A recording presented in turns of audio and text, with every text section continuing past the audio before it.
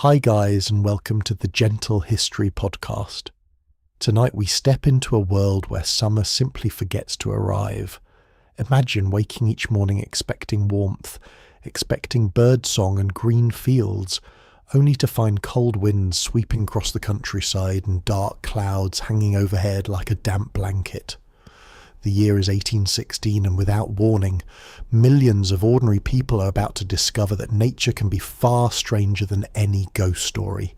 You probably won't survive this, at least not comfortably, if you're used to supermarkets, weather forecasts, and central heating.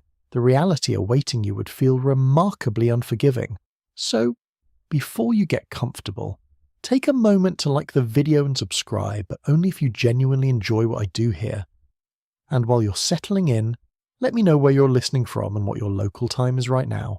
Now, dim the lights and imagine yourself standing in the cool air of an early 19th century morning. At first, nothing seems unusual. The village around you is quiet. Thin streams of smoke rise from chimneys. A rooster announces the dawn with more confidence than accuracy. Somewhere nearby, a dog barks at absolutely nothing, proving that some things never change no matter the century. You pull your coat tighter and glance toward the eastern horizon. The sun rises, yet it does not seem quite right. Its light feels muted, as if filtered through a thin veil. The colours of morning appear washed out. Instead of the bright golden glow that usually accompanies spring, everything seems slightly dim. You cannot know it yet, but events unfolding thousands of miles away have already changed your life. The previous year, in April of 1815, the enormous volcano known as Mount Tambora erupted with unimaginable force. The explosion ranks among the largest volcanic eruptions in recorded history. Vast quantities of ash, dust, and sulphur were hurled high into the atmosphere, where powerful winds carried them around the globe. No one in your village has heard of Mount Tambora. Most people have never heard of Indonesia. Yet the volcano is coming for them anyway. One widely accepted historical reality is that the eruption released so much material into the upper atmosphere that global temperatures dropped noticeably during the following years. The people living through 1816 did not understand the science behind it, but they certainly felt the consequences. For now, however, all you notice is that spring seems reluctant. The ground remains damp and cold beneath your boots. Frost still clings stubbornly to shaded patches of earth. Farmers study their fields with growing concern. Normally, this would be the season of optimism. Seeds would soon enter the soil. Animals would graze on fresh grass. Children would run outdoors after months of confinement. Instead, everyone keeps glancing toward the sky. You walk along a muddy lane bordered by stone walls and hedges. The air carries the scent of wet earth and wood smoke. Nearby, a farmer leans on a fence while examining his fields. His expression is not encouraging. In a world where most people depend directly on agriculture, weather is not merely a topic of conversation, it is survival itself. A few days of poor weather can be irritating. A few weeks can become dangerous. Several months can become catastrophic. You continue toward the village centre. Wagons creak slowly over uneven roads. Horses snort clouds of vapour into the chilly air. Shopkeepers unlock doors and prepare for another day. Life continues because it must. Yet beneath ordinary routines, anxiety begins to spread. People exchange observations. The nights feel colder. The mornings feel darker. The rains seem endless. No one can explain why. An unusual tidbit from the period reveals that some observers reported sunsets so spectacularly red and orange that they appeared almost unreal. Particles suspended high in the atmosphere scattered sunlight in unusual ways, creating displays that fascinated artists and puzzled ordinary viewers. Beautiful skies, unfortunately, do not feed hungry families. You pass a church where the bell begins to ring. Its steady tone drifts across the village.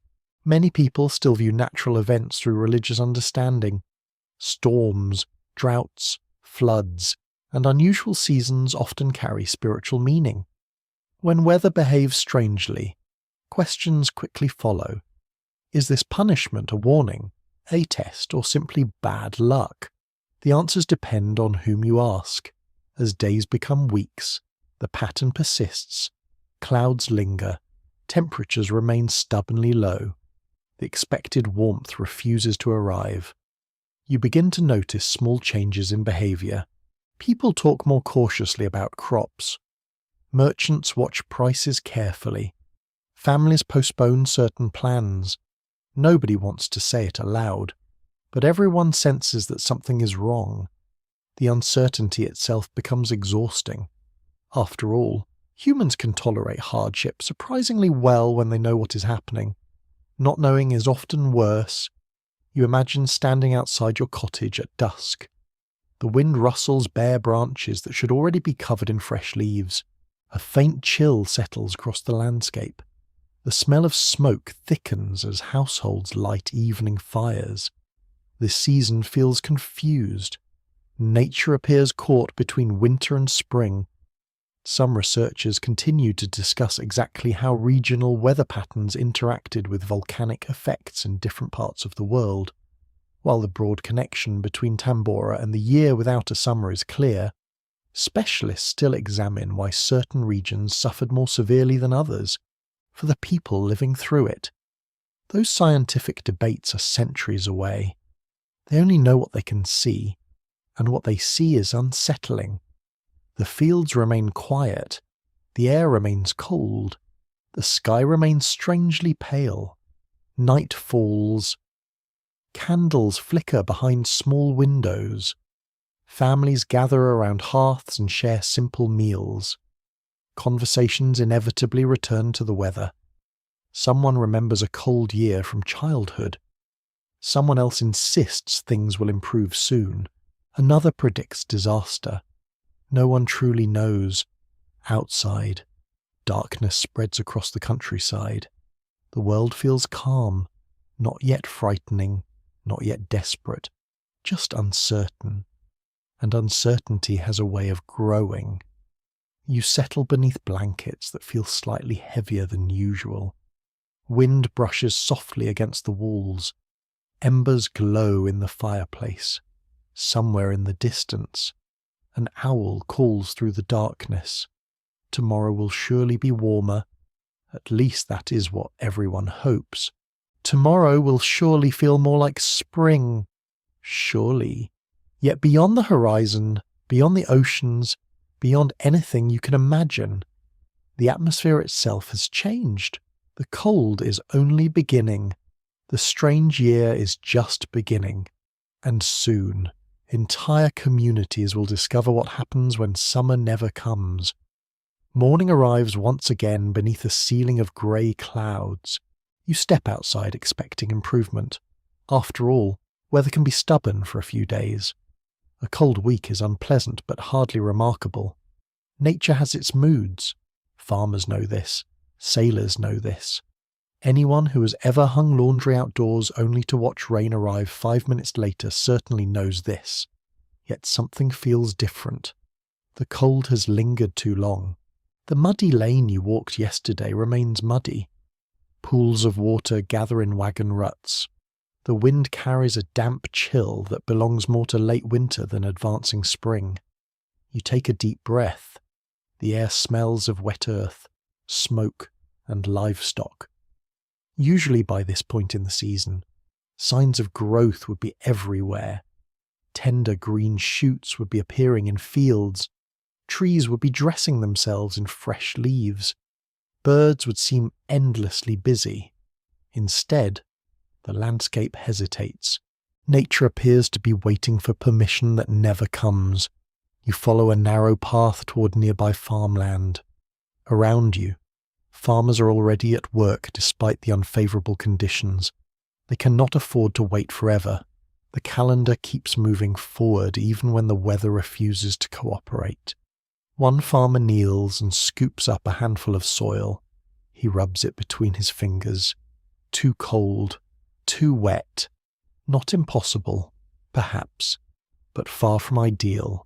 In your modern world, a delayed planting season might cause inconvenience. Food would still arrive by truck, train, or ship from somewhere else. In 1816, things are different. Most communities live much closer to the edge of survival than many people realize. A poor harvest does not simply mean fewer choices at dinner. It can reshape an entire year. You watch as workers prepare fields anyway. Oxen pull ploughs through heavy ground. Horses strain against harnesses. Men and women move carefully across land that should already feel warmer beneath their feet. Their efforts seem almost hopeful. Almost. A well-established historical observation from the period is that many regions experienced unusually cold and wet conditions throughout the spring months of 1816. Contemporary diaries and letters repeatedly mention delayed planting and persistent frosts. Of course, the people living through it have no access to global climate data. They only know what they see outside their windows, and what they see inspires concern. The village marketplace reflects this growing unease. You arrive shortly before noon. Merchants arrange goods on wooden stalls. Farmers exchange news. Customers examine supplies with increasing caution. The conversations sound familiar. Everyone talks about the weather. One man claims he has never seen a spring like this. Another insists his grandfather described something similar decades earlier. A woman shakes her head and predicts that summer will eventually arrive all at once. People want reassurance. Unfortunately, reassurance is becoming harder to find. You pause beside a baker's stall. The smell of fresh bread drifts into the cool air. For now, food remains available. For now. That phrase begins appearing in many people's thoughts. For now, the grain stores still contain reserves from previous harvests. For now, livestock remain healthy. For now, families can manage. The trouble with for now is that it quietly counts down towards something else. Clouds gather overhead once more. A light rain begins. Nobody seems surprised. The rain is becoming a regular companion. Days blur together beneath grey skies. Moisture seeps into clothing. Roads become difficult. Wagons move slowly. Boots remain damp. The entire world feels soggy. At night, people sit near fireplaces that should no longer be necessary this late in the season. Wood piles shrink faster than expected. Blankets remain in use. Children complain about the cold. Adults pretend not to worry. Sometimes they even succeed. One curious detail recorded by observers involves reports of unusual atmospheric effects. In some areas, sunlight appeared hazy or weak even during daytime hours. The volcanic particles high above the Earth were invisible to most people, yet their influence subtly altered the appearance of the sky itself. Imagine trying to solve a mystery while never realizing the culprit is circling the entire planet. That is essentially what humanity faces. You continue through the village and notice another consequence of the cold. The animals seem affected too. Chickens spend more time sheltered. Cattle graze cautiously on limited fresh growth. Farmers pay close attention to every sign. They understand something fundamental. If grass grows slowly, livestock suffer. If livestock suffer, families suffer. Everything connects. A poor spring can trigger problems months later. You pass a small stream flowing beside the road. Normally, spring runoff would already be easing. Instead, the water remains high and cold. Nearby fields contain patches of standing water. The landscape appears stuck between seasons. Not winter, not spring. Something awkwardly in between.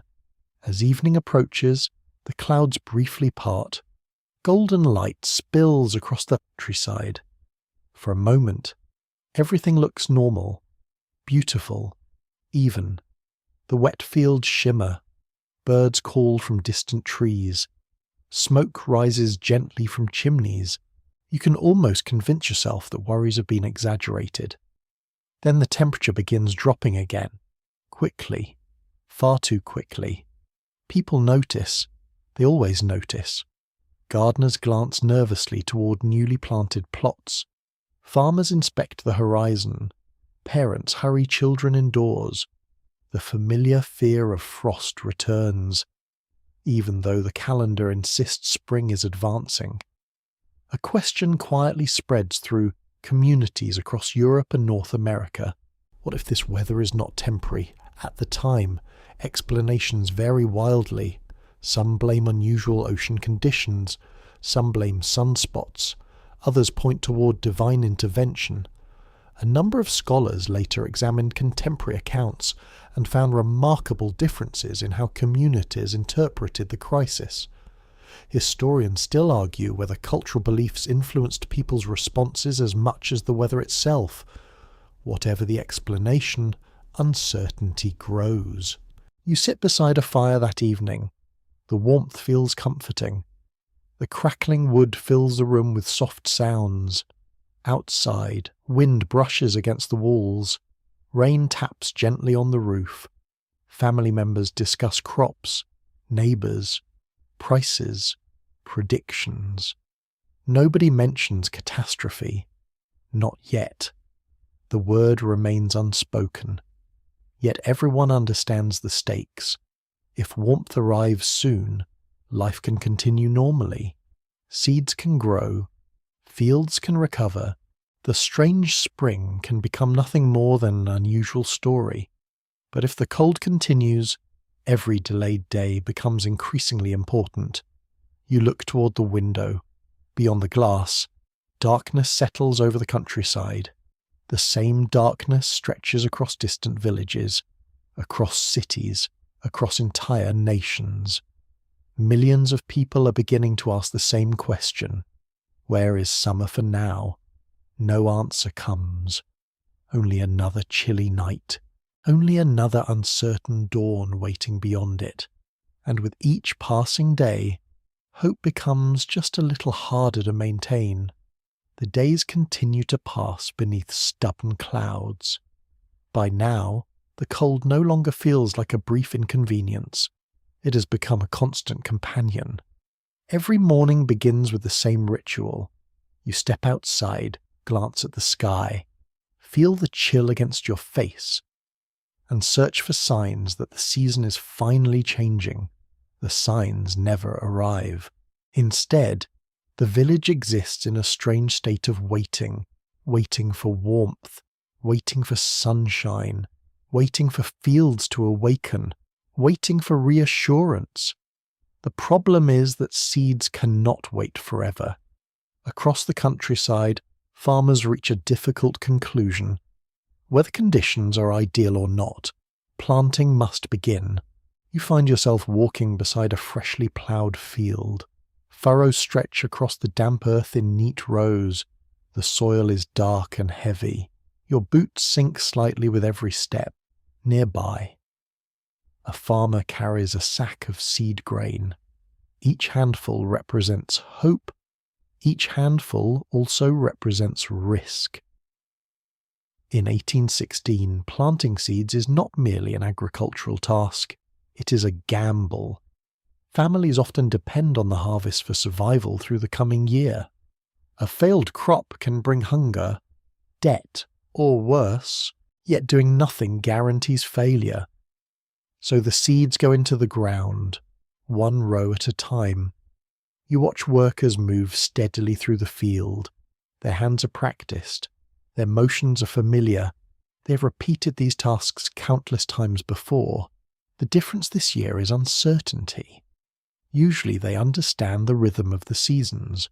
Spring arrives. Temperatures rise. Plants grow. Harvest follows.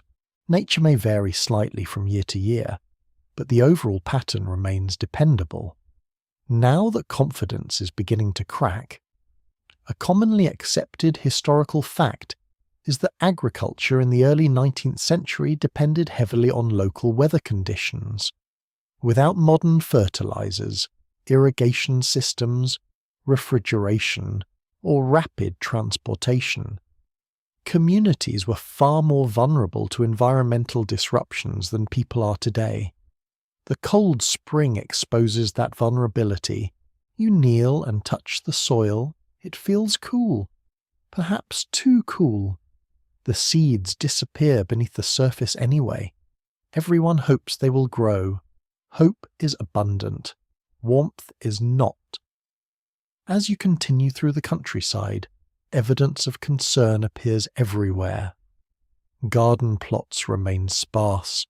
Fruit trees show delayed growth. Pastures look thinner than expected. Farmers compare observations whenever they meet. No conversation lasts long before returning to weather. The sky has become the most important subject in the world. You pass a small farmhouse where several family members work together in a vegetable garden. Children help carry tools. Parents carefully plant rows of vegetables. The atmosphere is serious but determined. People living in this era are accustomed to hard work. They have survived difficult winters, poor harvests, illnesses, and economic troubles before. Resilience is woven into daily life. Yet resilience does not remove anxiety. It merely allows people to continue despite it. A gentle breeze passes through the garden. Unfortunately, it carries another unwelcome reminder. The air still feels cold. Not cool. Cold. You notice older villagers paying particular attention to the weather. They draw comparisons with seasons from decades earlier. Some claim they remember similar conditions. Others insist nothing like this has ever occurred. Human memory is a curious thing. People often search the past for guidance during uncertain times. Sometimes they find it. Sometimes they find only more questions. One unusual detail from the year. Without a Summer involves reports that certain birds altered their migration patterns or appeared in unexpected locations. While individual accounts vary in reliability, many observers believed even animals seemed confused by the strange conditions. Whether entirely accurate or partly imagined, such stories spread quickly. After all, when nature behaves strangely, people begin noticing everything. You continue your walk beneath low clouds. Hours pass. The sun occasionally appears but never remains for long. Its warmth feels weak, almost distant, as though summer is trying to reach the countryside through a locked door. In the village, merchants are beginning to monitor prices more carefully. The changes remain small for now. A slight increase here, a modest adjustment there, nothing alarming. Yet experienced traders understand what these signals might mean. If crops struggle, supply falls. If supply falls, prices rise. The chain reaction can move quickly. For the moment, most households remain focused on immediate concerns: planting, repairs, livestock, fuel. Daily routines continue because they must. You spend part of the afternoon near a pasture where cattle graze on sparse spring growth. The animals appear healthy enough. Still, the grass seems reluctant to flourish. Everything in the landscape appears delayed, as if the entire season is running several weeks behind schedule. The strange feeling becomes impossible to ignore. Nature is keeping time incorrectly. Evening approaches. Clouds gather again. The familiar threat of frost returns. People watch the temperature closely. A single cold night can damage young plants. Several cold nights can devastate them. Gardeners cover vulnerable crops when possible. Farmers worry about larger fields that cannot be protected. The scale of the problem feels overwhelming. You cannot place blankets over entire landscapes.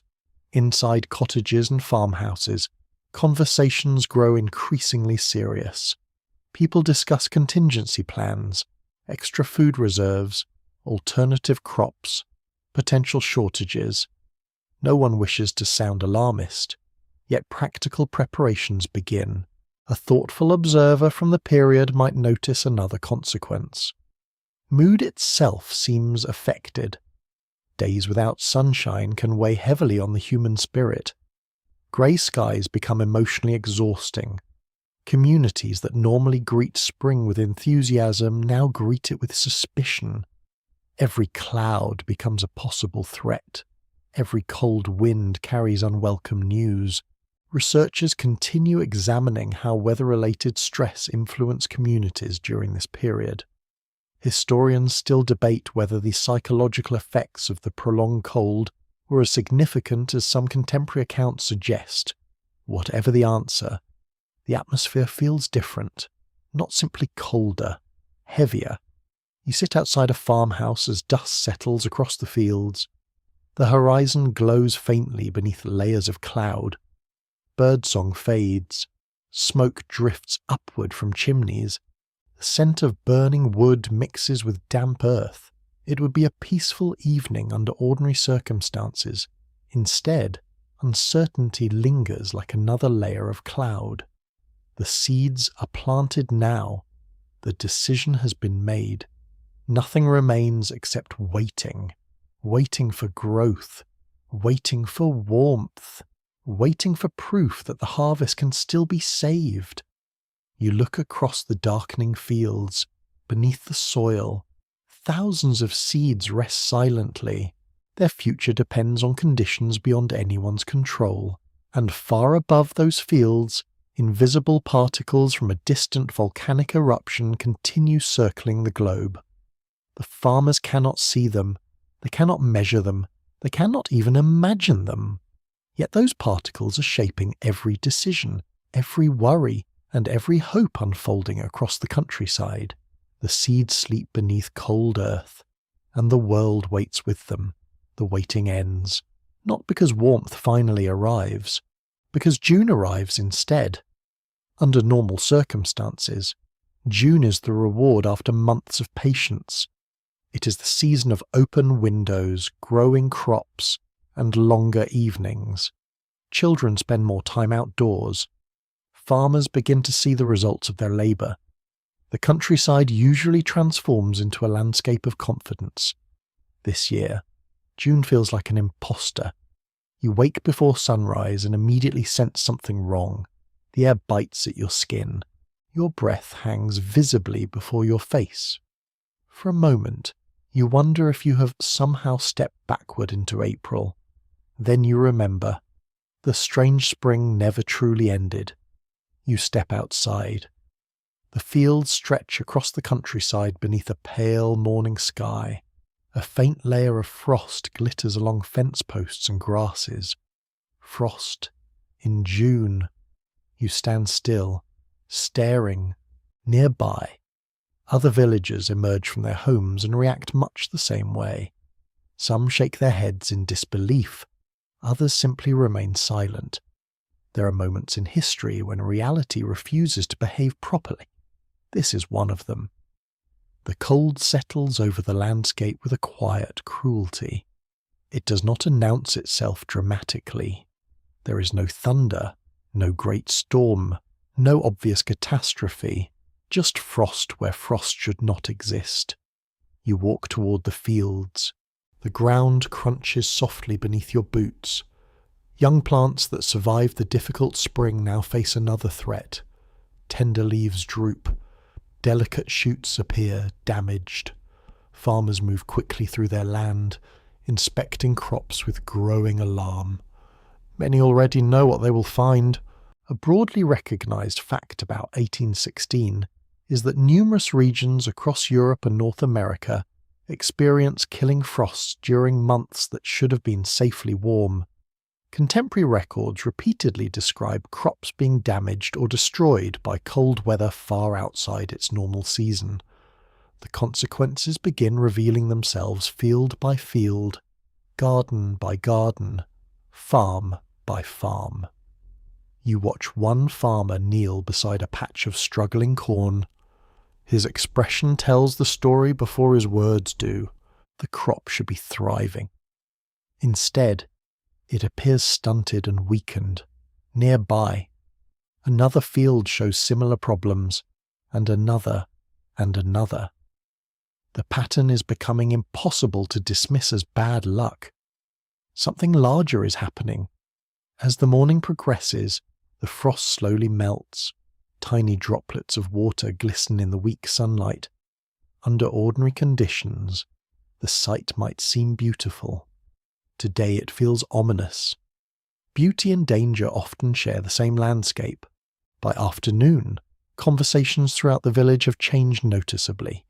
People are no longer discussing whether the weather is unusual. That question has already been answered.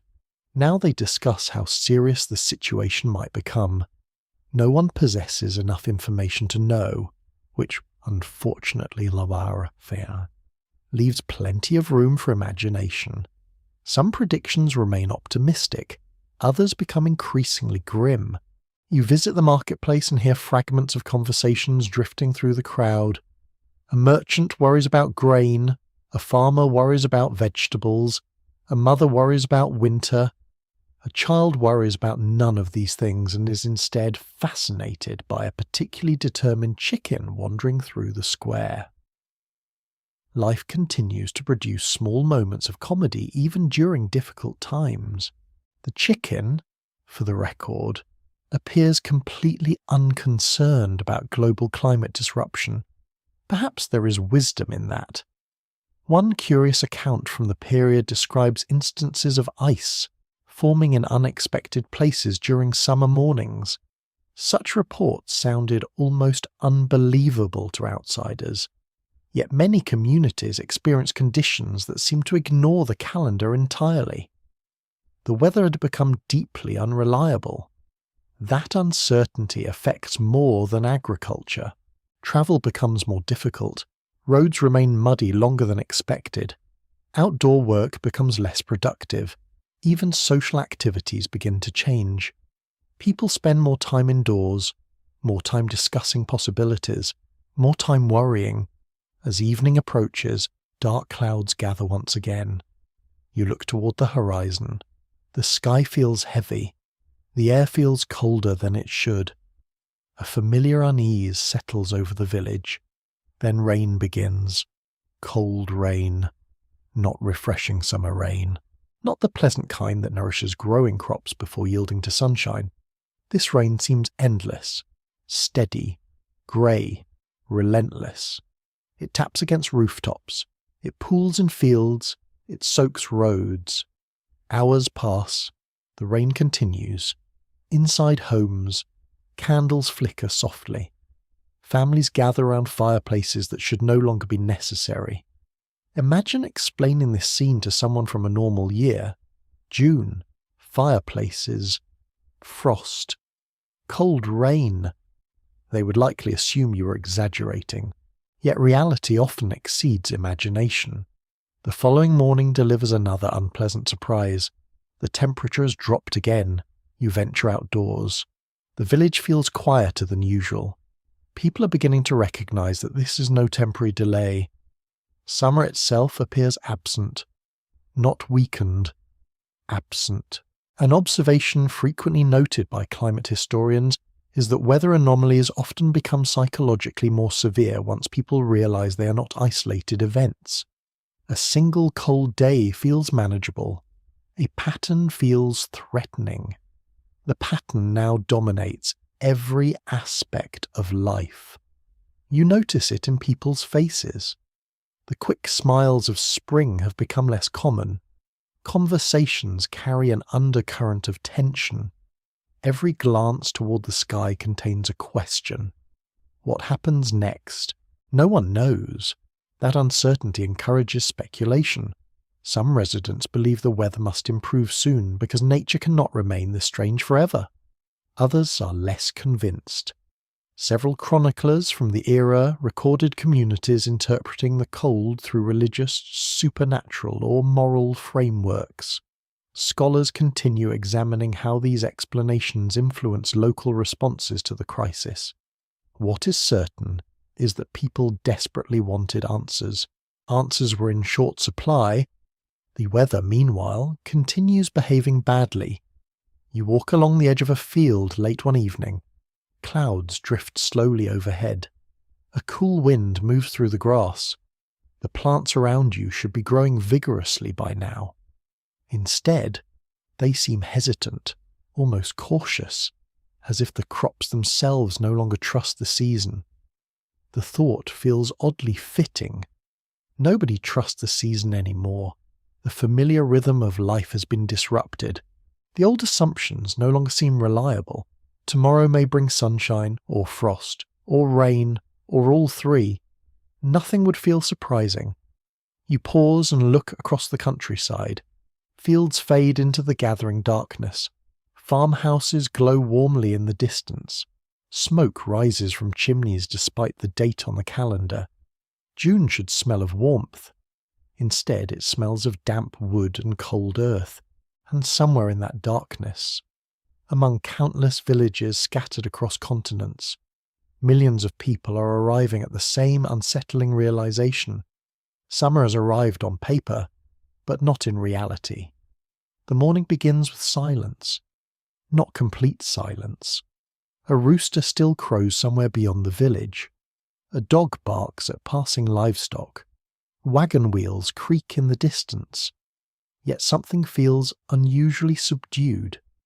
People are waiting, watching, listening. The weather has become the main character in everyone's life. You step outside shortly after dawn and immediately understand why. The world has turned white, not with frost, with snow. For several moments you simply stare. Snow. In the heart of what should be summer. The fields, the rooftops, the fences, and the roads all carry a thin layer of fresh white powder. It is not a deep winter storm, but that almost makes the sight more disturbing. Heavy snow belongs to winter. This light summer snowfall feels wrong in a way that is difficult to describe. Nature seems to have forgotten its own rules. Around the village, people emerge from their homes and stand motionless. Nobody needs to say anything. The evidence lies before them. The cold spring was troubling. The June frosts were alarming. This feels different. This feels historic. You walk slowly toward the fields. The snow crunches softly beneath your boots. Each step reminds you that crops are extremely vulnerable now. Plants weakened by months of cold weather have little protection against another shock. The landscape looks beautiful. It also looks disastrous. Those two realities coexist uneasily. A widely documented feature of the year without a summer is that unusual snowfalls occurred in several regions during months when snow should have been impossible. Contemporary observers recorded their astonishment in diaries, newspapers, and personal letters. For many people, the experience bordered on surreal. Imagine seeing snowflakes drift past blooming flowers. Imagine watching snow settle on newly planted crops. Imagine realizing that summer itself has become unreliable. That is the reality unfolding around you. The snowfall continues for much of the morning. Children react very differently from adults. Some are fascinated, some laugh. A few even attempt to play in the snow. To them, it is an unexpected novelty. Adults see something else. They see lost harvests. They see uncertainty. They see approaching hardship. Perspective changes everything. You reach a hillside overlooking several farms. The view is striking. Fields stretch across the countryside like patchwork squares dusted with white. Thin smoke rises from chimneys. Grey clouds drift low overhead. The entire scene resembles late autumn more than early summer. Nearby, two farmers examine a damaged field. Their conversation is quiet. There is a little point in shouting at the weather. The weather never argues back. It simply does what it wants. One man bends down and gently touches a cluster of struggling plants. The damage is obvious. Leaves have blackened. Growth has stalled. Weeks of effort may have been undone in a single night. The realization settles heavily across the countryside. People can survive cold weather. They can survive hard work. What becomes frightening is the possibility that no amount of effort will matter. You continue walking as snowflakes drift lazily through the air. The sight would feel magical under different circumstances. Instead, it feels unsettling, like a dream that has become slightly distorted. One lesser-known story from the era describes birds gathering in unusually large numbers around settlements, apparently searching for food as weather conditions disrupted normal patterns. Whether every report was accurate remains uncertain, but many observers believed wildlife seemed as confused as humans. The natural world appears disoriented. The seasons appear disoriented. Perhaps everyone is. By midday, the snowfall begins to weaken. Clouds break occasionally, allowing brief shafts of sunlight to reach the ground. The effect is almost mocking. Sunshine illuminates snow-covered fields. The calendar insists it is summer. The landscape disagrees. You stop beside a stream and watch meltwater trickle through the grass. The water is icy cold. A breeze carries the scent of wet soil and damaged vegetation. The smell itself feels wrong. Summer should smell alive. This smells wounded. Back in the village, conversations have become increasingly urgent. People gather outside shops and churches. News spreads quickly. One farmer lost part of his crop. Another reports severe frost damage. A third describes snowfall extending across nearby districts. Every story confirms the same truth. This is not an isolated event. The strange weather is widespread. That realization matters. Bad luck can be endured. A regional disaster is harder to escape. You visit the marketplace later in the afternoon. The mood has changed noticeably since only a few weeks earlier. People still buy and sell goods. Children still play. Daily life continues. Yet beneath those routines lies growing concern. You can almost feel it in the air, an invisible pressure. The awareness that something important is unfolding. Some observers of the period noted that communities often interpreted unusual weather through local traditions and beliefs. Researchers still examine the extent to which these explanations shaped public reactions, compared with practical concerns about food and survival. Regardless of interpretation, the emotional effect is undeniable. People are frightened, not openly, not dramatically, quietly, steadily. The kind of fear that grows during sleepless nights. As evening approaches, the remaining snow slowly melts. Thin rivulets of water run through fields and along roads. The white covering disappears. The damage remains. You stand near a farmhouse and watch the last traces vanish. For a brief moment, the landscape almost looks normal again. Almost. But everyone knows what happened. Nobody will forget it. The memory of snow in summer lingers long after the snow itself is gone. Inside homes that night, conversations stretch late into the evening. Families discuss crops, food supplies, future plans. Many attempt optimism. Perhaps the weather will improve. Perhaps warmth will finally arrive. Perhaps the growing season can still be saved. Hope remains alive. It simply feels more fragile now. You sit near a fireplace listening to wood crackle softly. Outside, the wind moves through the darkness. The cold persists, not as a dramatic enemy, as something quieter, more patient, more relentless. The snowfall has changed something. Before, people wondered whether the season was delayed. Now they understand the situation is far more serious. The weather is not merely late, the weather is broken. And as the village settles into uneasy sleep, a troubling thought begins spreading from household to household. If snow can fall in summer, what else might happen before the year is over? The snowfall becomes a story almost immediately. Not the kind of story told for entertainment, the kind told because people are trying to understand what has happened to their world. You hear it repeated everywhere, at wells, in markets, outside churches, around dinner tables. Someone saw snow covering bean plants. Someone else watched frost destroy an entire garden. A traveller claims conditions are even worse in the next county. Another insists the weather is strange across several nations. The details vary. The uncertainty remains. Human beings dislike mysteries, especially when those mysteries threaten survival.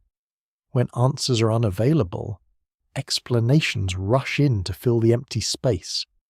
You notice this process unfolding all around you. One evening, after a long day of cold winds and intermittent rain, villagers gather inside a tavern. Candles flicker against wooden walls. The scent of smoke, damp wool, and cooked food fills the room. Outside, the weather remains gloomy. Inside, people exchange theories. Some believe the strange season is a divine warning. Others suspect hidden natural causes. A few think the weather must be correcting itself after previous years. One elderly man confidently announces that the moon is responsible. Nobody can prove him wrong. Nobody can prove him right, either. The discussion continues deep into the evening. What becomes fascinating is not which explanation people choose. It is how desperately they need one.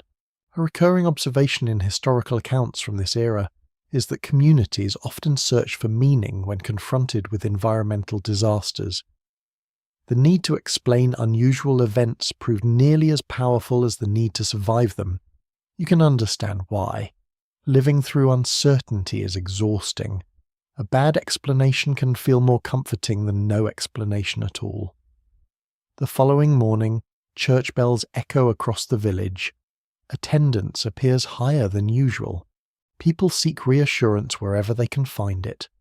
For some, faith provides structure during chaos. For others, it offers hope that events remain under some greater form of control. You enter the church and observe faces illuminated by soft morning light filtering through windows. Many expressions reveal the same emotion. Concern, not panic.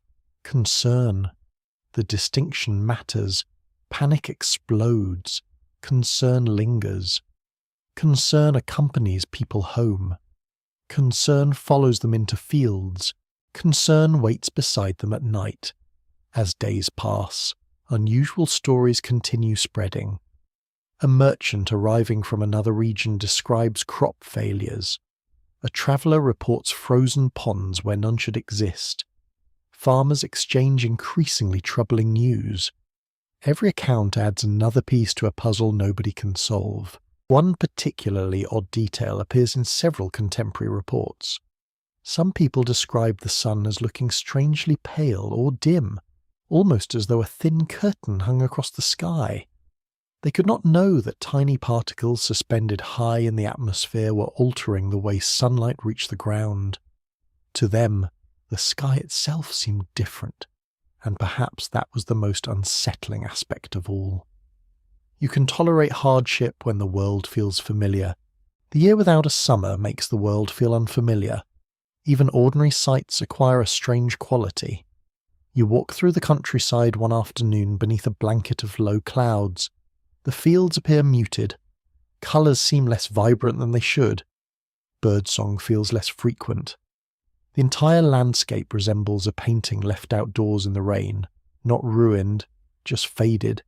You pass several farmers examining crops. Their conversations have changed since spring. Earlier discussions focused on delays. Now they focus on damage. That shift carries enormous significance. Delayed crops can recover. Destroyed crops cannot. A woman carefully inspects rows of vegetables in her garden. Some survive. Others clearly do not. She removes damaged plants one by one. The work is quiet, methodical, necessary. Across the village, similar scenes unfold repeatedly. No dramatic announcements occur. No official declaration arrives. Instead, hundreds of small disappointments accumulate. A failed patch of beans, a damaged orchard, a weakened field of grain. Together they begin forming a larger crisis. You spend part of the evening listening to conversations near a fireplace. The flames crackle softly. Rain taps against the roof, People discuss rumours from distant places. Some claim entire regions face similar weather. Others doubt such reports. After all, information travels slowly. News changes as it moves from person to person. Accuracy becomes difficult to judge. This uncertainty creates fertile ground for speculation. Certain communities begin connecting the strange weather to celestial events. Others point toward moral decline. Still others blame natural cycles nobody fully understands. Modern observers may find some of these explanations amusing. Yet it is worth remembering that people were trying to make sense of extraordinary circumstances with limited information. Given those constraints, many interpretations seem surprisingly reasonable. An intriguing question continues attracting attention among researchers today. Some specialists wonder whether the spread of rumours and local explanations helped communities cope psychologically with uncertainty, even when the explanations themselves were inaccurate. The human mind often seeks patterns. Sometimes it finds them. Sometimes it creates them. As darkness settles across the countryside, you leave the warmth of the tavern and walk home beneath heavy clouds. The road glistens with moisture. The air remains cool. Far too cool. Again. Always again.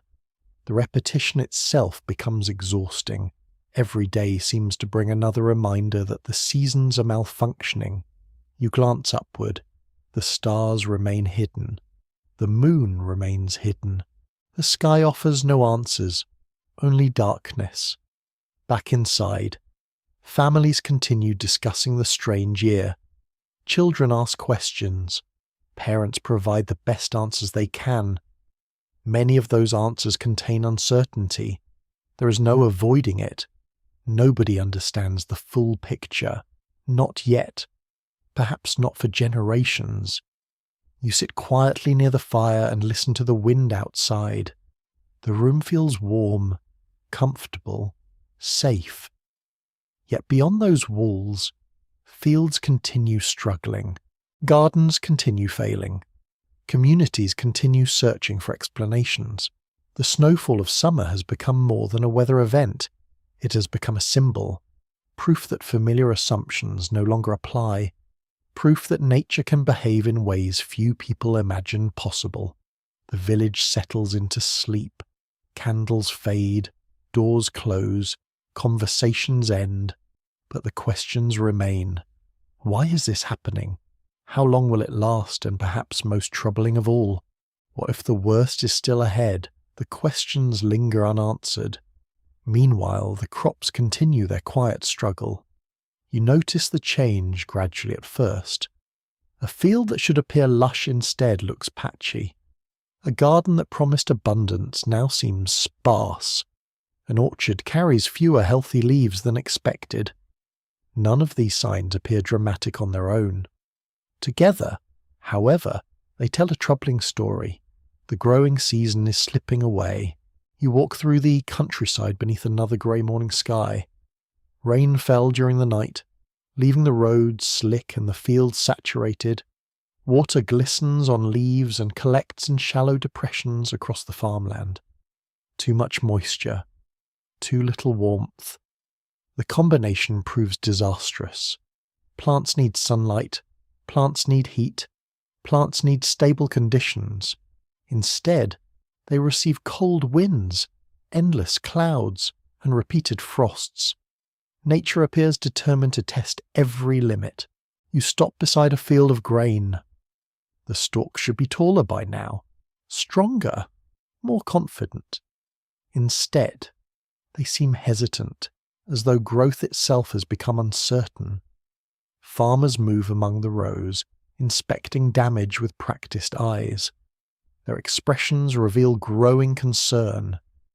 One of the hardest realities of agriculture is that effort does not guarantee success. People can work tirelessly and still lose everything to forces beyond their control. That lesson becomes painfully clear during the summer of 1816. A well-established historical reality is that crop failures spread across numerous regions during the year without a summer.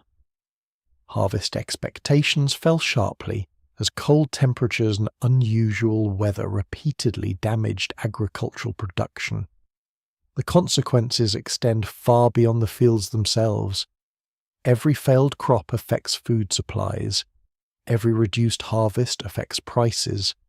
Every shortage creates new difficulties. The chain reaction has already begun. You continue walking past vegetable gardens attached to cottages. Families tend them carefully, removing weeds and protecting fragile plants wherever possible. Many gardeners refuse to surrender hope. Hope remains one of the most resilient resources available. Unfortunately, hope cannot warm the soil. A woman kneels beside a row of beans. Several plants appear healthy. Several others have clearly suffered. She studies them carefully, perhaps calculating future meals without even realizing it. Food planning becomes a constant mental exercise. How much can be preserved? How much can be grown? How much might be needed during winter? Questions that once seemed routine now carry greater urgency. You reach a hillside overlooking the valley.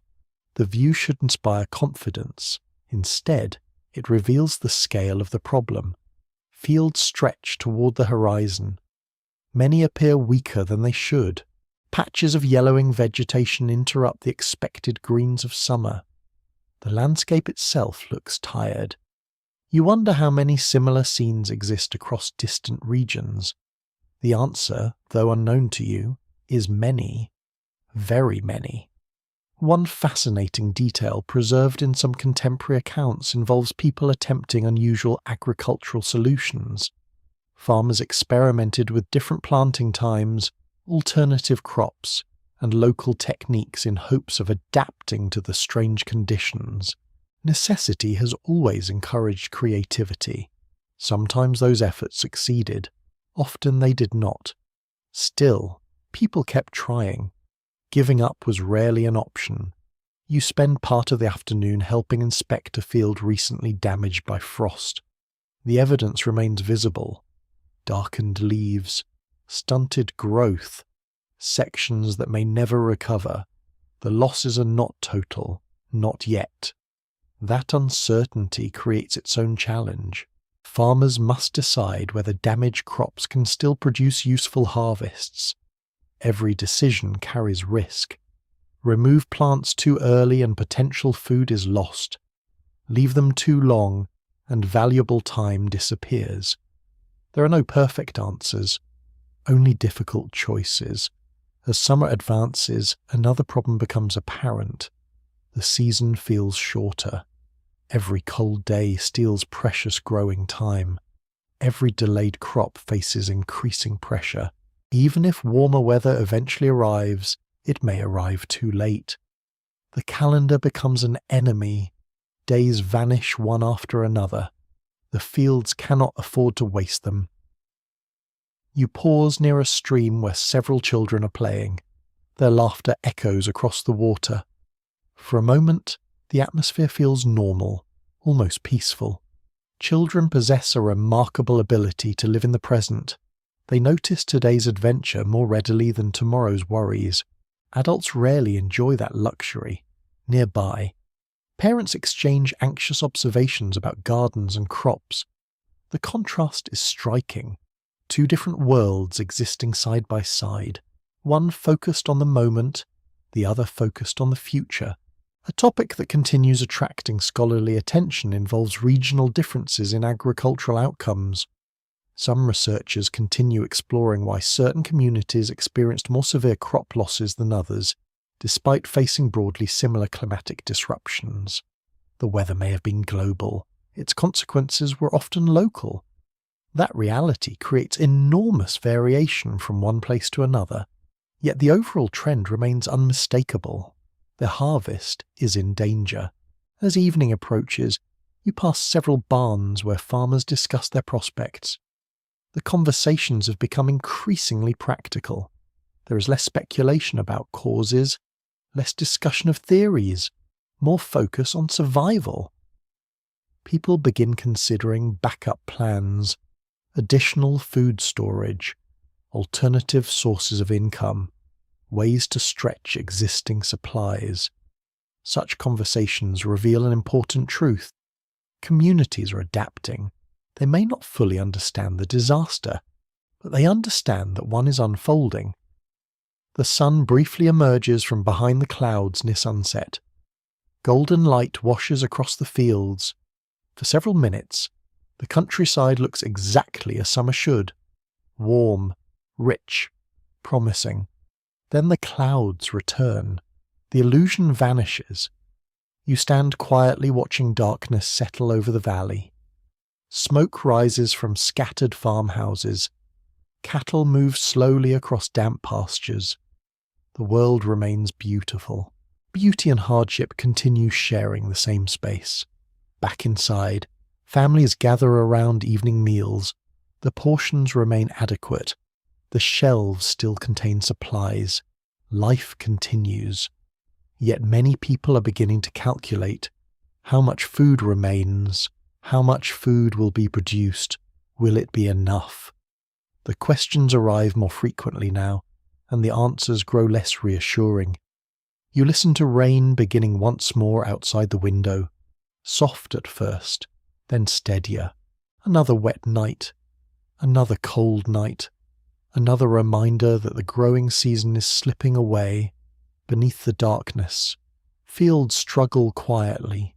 Seeds planted with hope face a future filled with uncertainty. And across the countryside, people are starting to understand that the harvest they expected may never arrive. The first signs appear quietly. A few extra coins exchanged for bread, a merchant adjusting a price slate, a customer pausing longer than usual before making a purchase.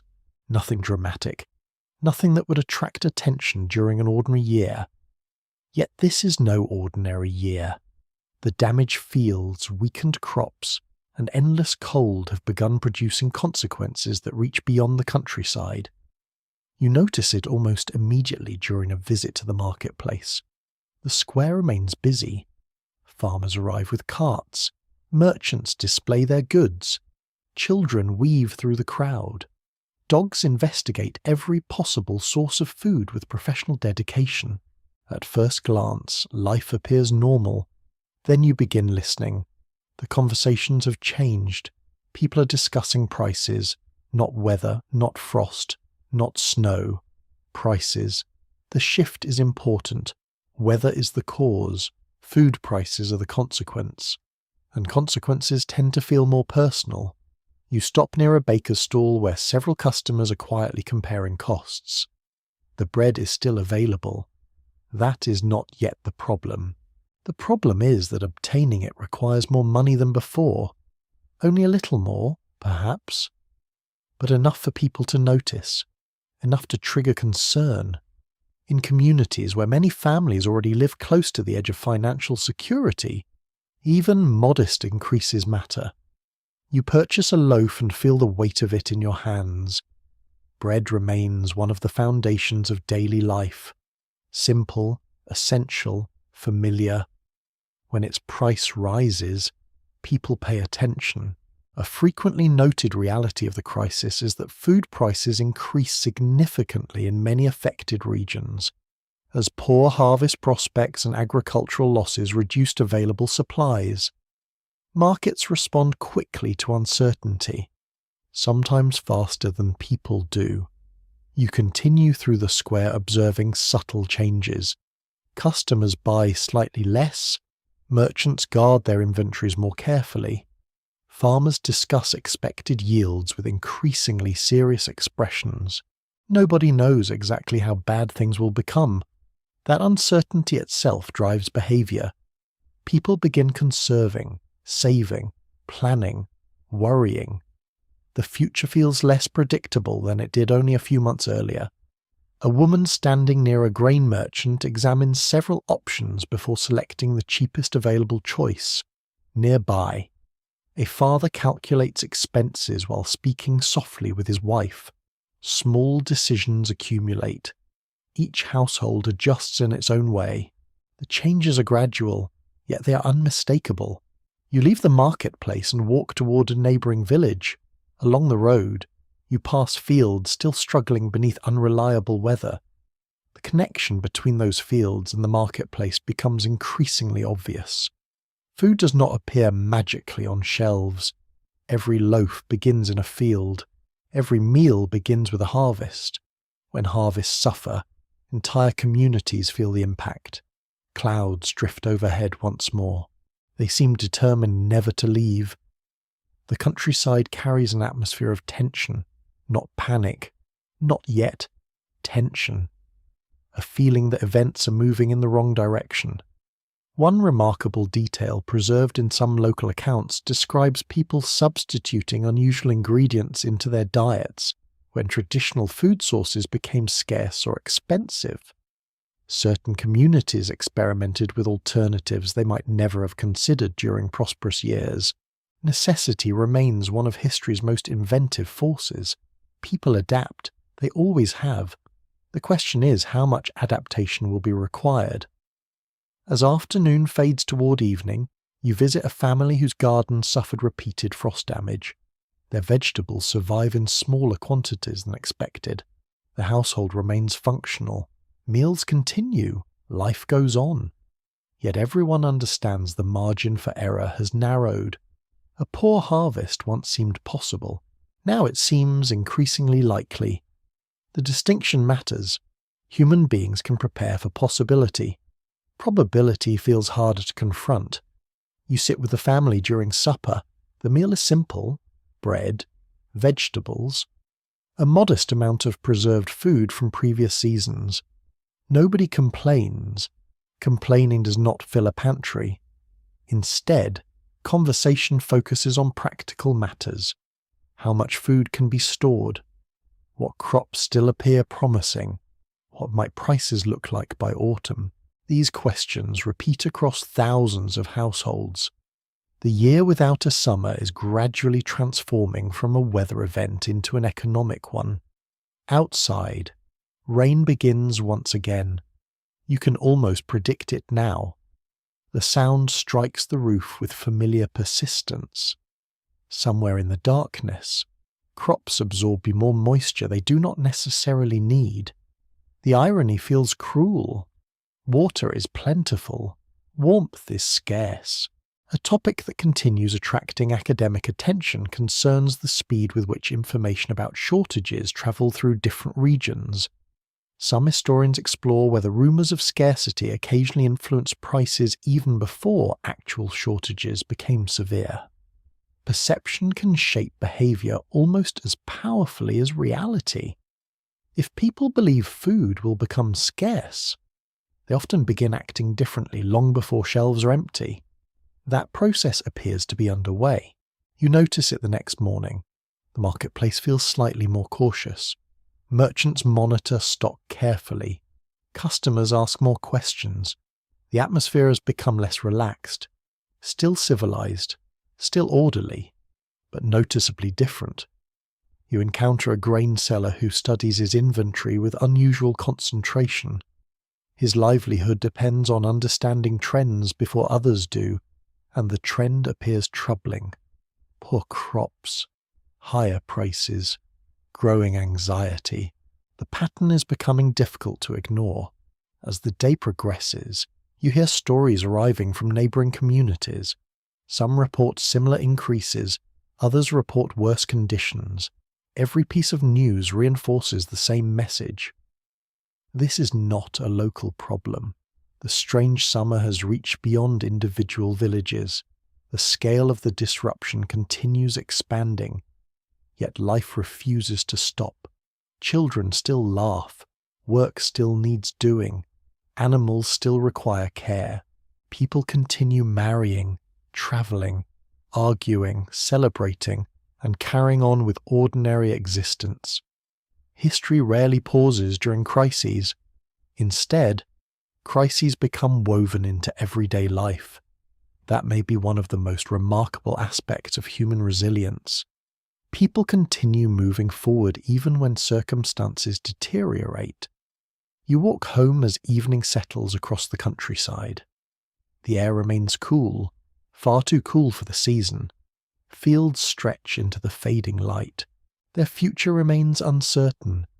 So does the future of every meal those fields were meant to provide. Behind you, the marketplace grows quiet. Ahead of you, another cold night approaches. The prices have begun to rise. The harvest continues to weaken. And for the first time, many families are starting to wonder not simply whether summer has failed, but whether their food supplies might fail as well. As food becomes more expensive, life inside the cottage begins to change. Not dramatically at first.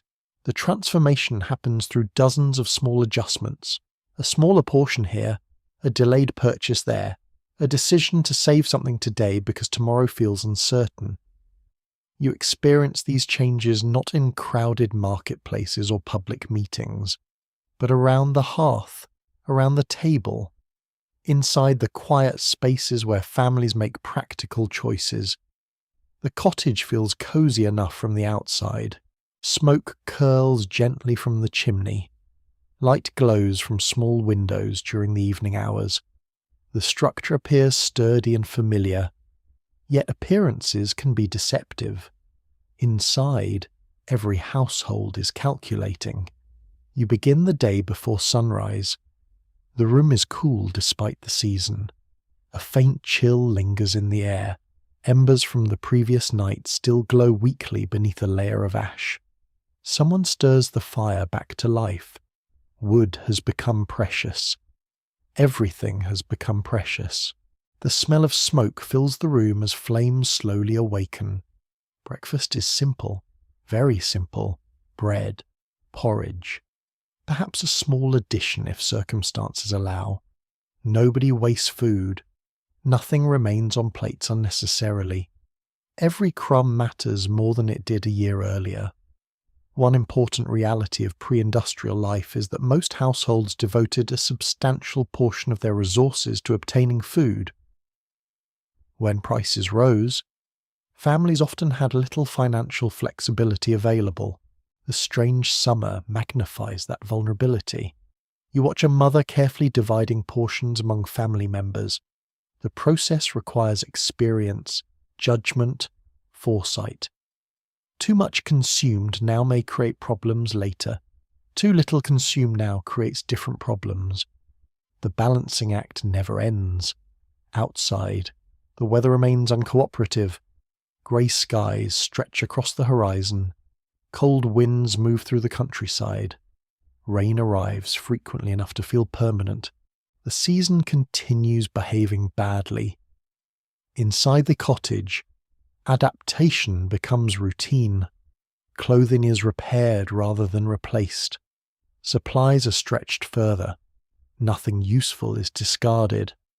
The ordinary skills of household management suddenly become essential survival tools. You spend part of the morning helping with daily chores. Water must be carried.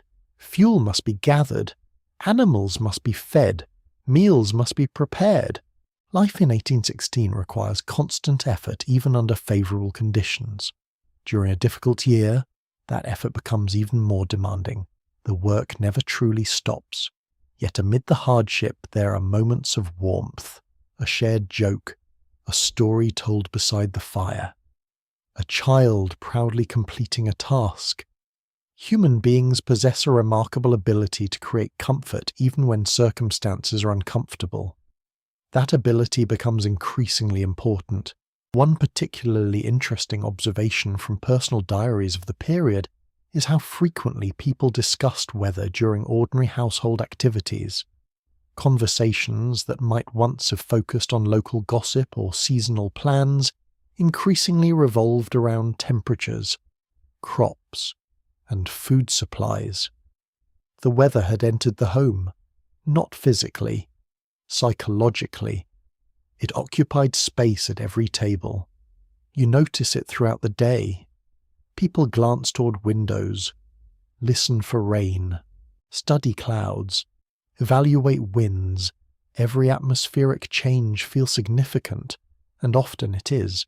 You help inspect a small garden behind the cottage. The vegetables struggle. Some continue growing despite the cold. Others show signs of stress. The uncertainty makes planning difficult. Nobody knows what the final harvest will look like. Families learn to hope cautiously. Optimism remains possible. Confidence does not, as afternoon arrives. Preparations for future shortages quietly continue. Food preservation becomes increasingly important. Whatever can be saved will be saved. Whatever can be stored will be stored. The future feels too uncertain to waste opportunities. You observe shelves containing preserved foods from previous seasons. Those supplies provide reassurance. Not complete reassurance, but some. Every jar, every sack, every stored item represents security. The value of preparation becomes obvious during difficult years. A question that continues attracting historical interest concerns how different households managed scarcity. Some researchers examine why certain families appeared more resilient than others, despite facing similar environmental challenges. The answers vary. Resources mattered. Experience mattered. Community support mattered. Luck mattered too. History often includes more luck than people prefer to admit. Later in the afternoon, neighbours visit briefly. The conversation naturally turns toward crops and prices. Again, always again. The topics dominate daily life now. Yet there is comfort in shared experience. People discover that others face similar concerns. That knowledge does not solve problems. It does reduce isolation. Human beings generally endure hardship better together than alone. As evening approaches, the cottage grows warmer. The fire burns steadily. A meal simmers slowly. The smell fills the room. Simple food, perhaps, but welcome food. Meals acquire additional meaning during uncertain times. They become reminders of what remains available rather than what might be lost. You sit near the hearth while rain taps softly against the roof. The sound has become familiar, almost too familiar. Weeks earlier, rain seemed merely annoying. Now every storm invites new worries about fields and crops. The relationship between weather and emotion has changed. The sky influences mood more directly than before. A child asks whether summer will eventually arrive. The adults exchange glances. Nobody wishes to sound pessimistic. Nobody wishes to make promises either. The answer settles somewhere between hope and uncertainty. Perhaps, maybe, we will see. Such responses reveal the reality of the moment. No one truly knows. The fire crackles softly. Shadows move across wooden walls. Outside, darkness settles over the countryside. Inside, life continues. People mend clothing, prepare supplies, discuss plans, share stories, carry on. That persistence may be one of the most impressive features of the year without a summer. Not the disasters, not the failures, the endurance. Ordinary people waking each day and continuing despite circumstances they never expected to face. You prepare for sleep beneath blankets still necessary far too late in the year. The room gradually quiets. The fire dims. Rain continues falling beyond the walls. Tomorrow will bring more work, more uncertainty, more calculations. The cottage remains a place of shelter. Yet even here, far from the marketplace and distant from the struggling fields, the consequences of the failed summer have arrived, not with dramatic announcements, with smaller meals, careful planning, and a growing awareness that difficult months may still lie ahead. The countryside is struggling. The cities are beginning to feel it. You leave the familiar rhythm of fields and cottages behind and travel toward a growing urban centre. The road is busy despite the poor weather. Wagons move slowly through mud. Merchants carry goods toward crowded markets. Travellers exchange news gathered from dozens of different communities. The further you travel, the more one realization becomes unavoidable. This crisis is no longer confined to farms. Cities depend on the countryside. The relationship is simple. Fields grow food, cities consume it. When harvests fail, urban populations often discover their dependence very quickly. You arrive through a gate shortly before midday. The city feels alive. Vendors call out from stalls, horses clatter along narrow streets, artisans work in open doorways, smoke drifts above rooftops. At first glance, the place appears energetic and prosperous. Yet beneath that activity, tension is growing. You notice it in the markets first. Food remains available, but prices continue climbing. Customers examine goods carefully before making purchases. Conversations frequently return to the same topics: bread, grain, weather, availability. Every discussion eventually circles back to food. An established historical observation from this period is that many urban centres experienced rising food costs as agricultural disruptions reduced supplies and increased uncertainty about future harvests. The effects ripple outward through society. Workers spend more of their income on necessities. Families reduce spending elsewhere. Merchants adapt. Employers worry. The entire economic system feels the strain. You wander through a crowded marketplace where dozens of stalls compete for attention. The smells are powerful. Fresh bread, livestock, smoke, rain-soaked clothing. Humanity packed together in close quarters. Normally such a place would feel vibrant. Today it feels slightly anxious. You overhear a conversation between two labourers discussing food costs. Their concern is practical rather than dramatic. How much longer can prices continue rising? Will wages keep pace? What happens if conditions worsen? These are reasonable questions. Unfortunately, reasonable questions do not always receive reassuring answers. You continue deeper into the city. The weather remains gloomy. Clouds hang overhead like an unwelcome ceiling. Even here, surrounded by stone and brick rather than fields, the strange summer refuses to disappear. Cold winds sweep through narrow streets. Rain arrives unexpectedly. The season still feels wrong. Urban residents may not spend every day watching crops grow, but they certainly notice unusual weather, and they certainly notice expensive food. One curious detail from contemporary accounts involves the increasing popularity of public discussions about weather. In taverns, coffee houses, and gathering places, ordinary people debated atmospheric conditions with surprising enthusiasm. Everyone seemed to have a theory. The weather had become a public obsession. In fairness, it had earned that status. You stop inside a crowded tavern during the afternoon. The room buzzes with conversation.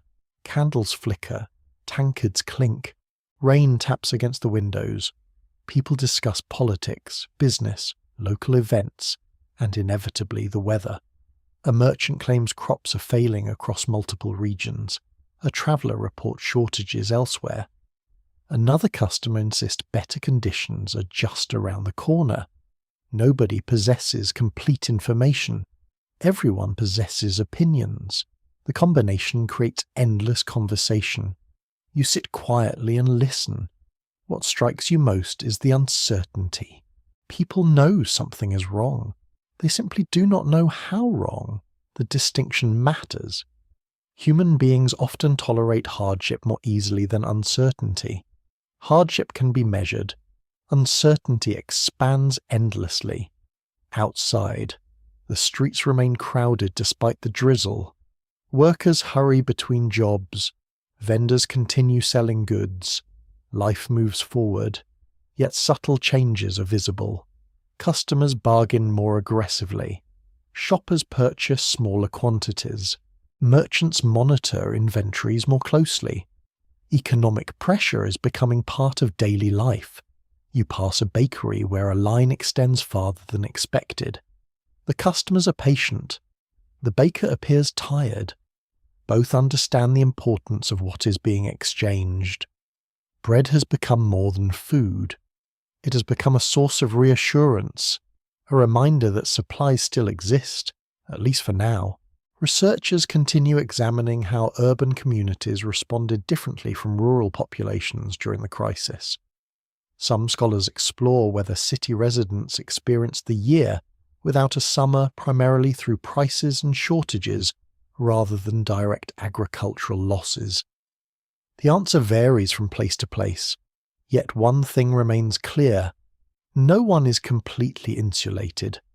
Even wealthy citizens notice the changes. Perhaps not immediately, perhaps not as severely, but eventually the effects spread widely. You walk through a district filled with workshops and small businesses. The workers remain busy. Hammers strike metal. Sawdust fills the air. Tradesmen focus on their tasks. Still, conversations drift toward familiar concerns: food, costs, supply. The strange weather has become the background music of daily life, always present, always influencing decisions. As evening approaches, gas lamps and candles begin illuminating the streets. Reflections shimmer across wet cobblestones. The city looks beautiful in a melancholy way. Rain and light often create that effect. You pause beside a bridge overlooking a river. The water moves steadily beneath you. The city continues functioning. Boats travel. Goods arrive. People work. Civilization carries on. That resilience deserves recognition. Large communities rarely collapse overnight. Instead, they adapt, adjust, endure. Yet endurance has limits. Back in the marketplace, prices continue their slow climb. Families continue their careful calculations. Workers continue wondering whether earnings will stretch far enough. The questions multiply. The answers remain scarce. A newspaper vendor passes nearby. News travels more quickly in cities than villages. Unfortunately, much of the news is troubling. Poor harvest reports, cold weather updates, economic concerns. Stories arriving from distant regions often sound alarmingly familiar. The pattern extends far beyond one city, far beyond one nation. You leave the crowded centre as darkness settles across the streets. The air remains unusually cool. Again, always again. The season refuses to behave normally. Behind you, the city glows with thousands of lights. Ahead of you, uncertainty stretches into the future. The countryside is struggling. The cities are feeling the consequences, and the strange summer continues reshaping lives far beyond the fields where the crisis began. The roads begin to fill with people, not travellers seeking adventure, not merchants chasing opportunity, not tourists, a concept that barely exists for most ordinary people in your world. These are people searching for something far more basic: food, work, a chance. As harvest expectations decline and prices continue climbing, movement increases across the countryside. Families who once felt secure now face uncertainty. Labourers hear rumours of opportunities elsewhere. Small farmers consider leaving temporarily in search of wages. The roads become corridors of hope and desperation. You encounter them everywhere. A man carrying his belongings in a worn bundle. A mother walking beside children whose shoes have clearly seen better days. A group of labourers moving toward a distant town after hearing of possible employment. Each person carries a different story.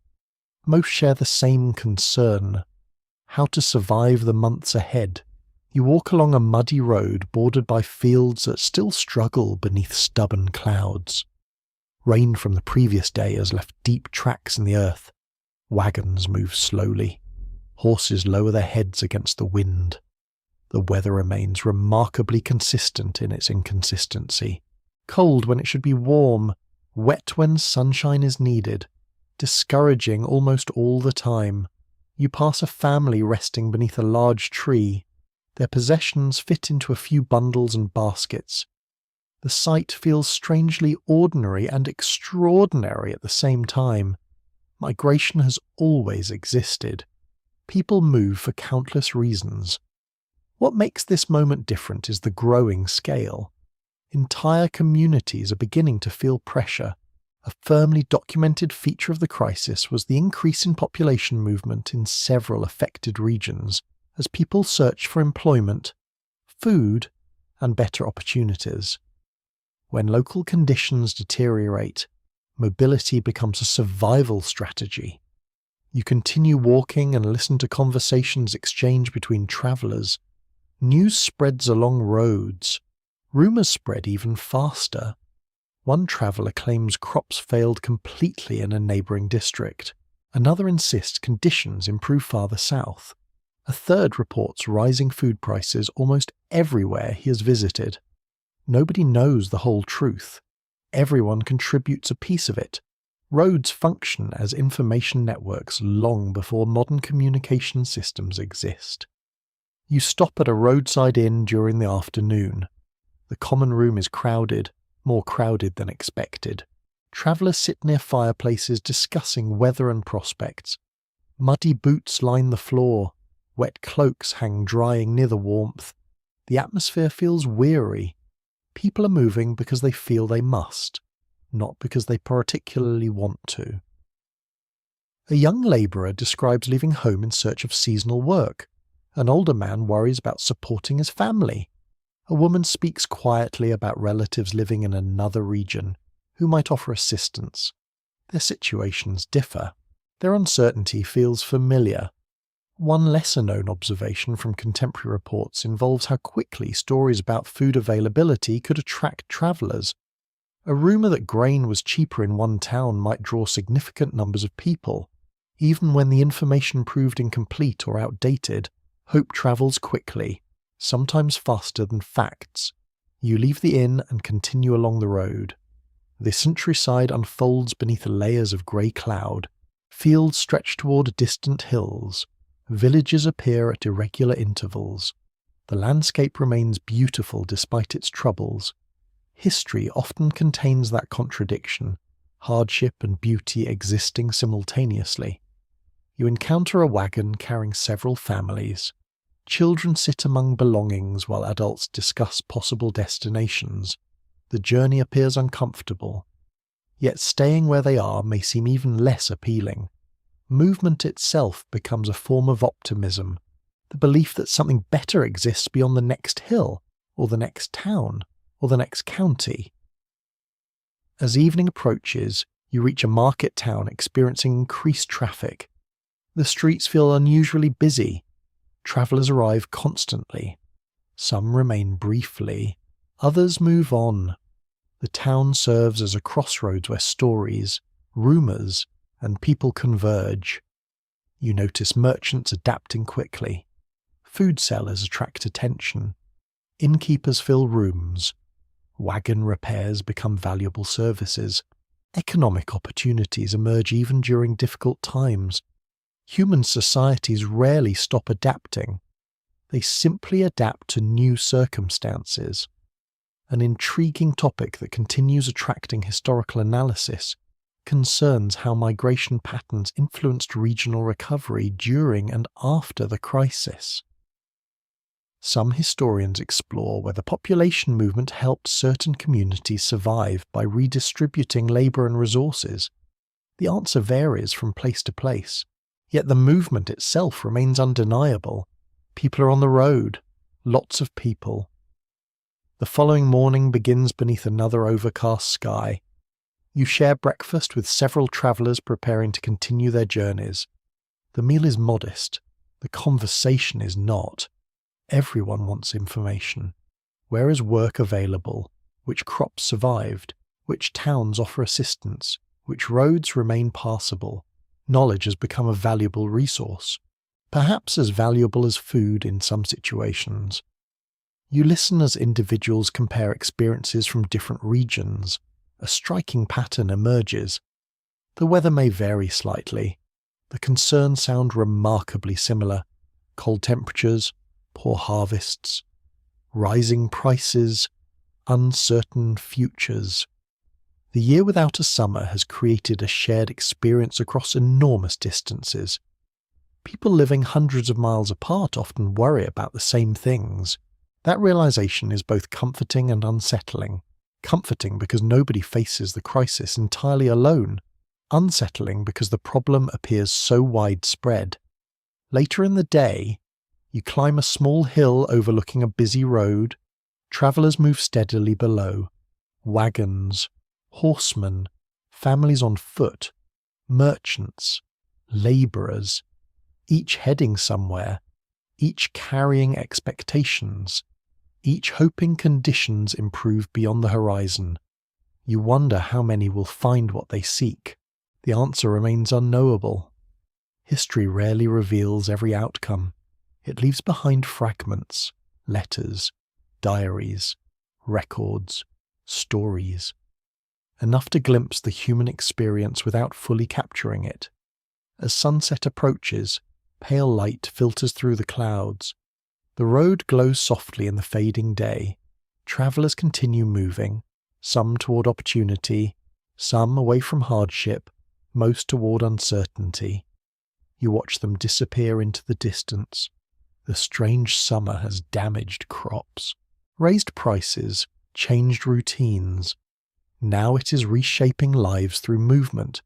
The roads carry more than people. They carry hopes, fears, rumours, and determination. And as darkness settles across the countryside once more, the flow continues. Because when survival becomes uncertain, standing still is not always an option. The animals are hungry too.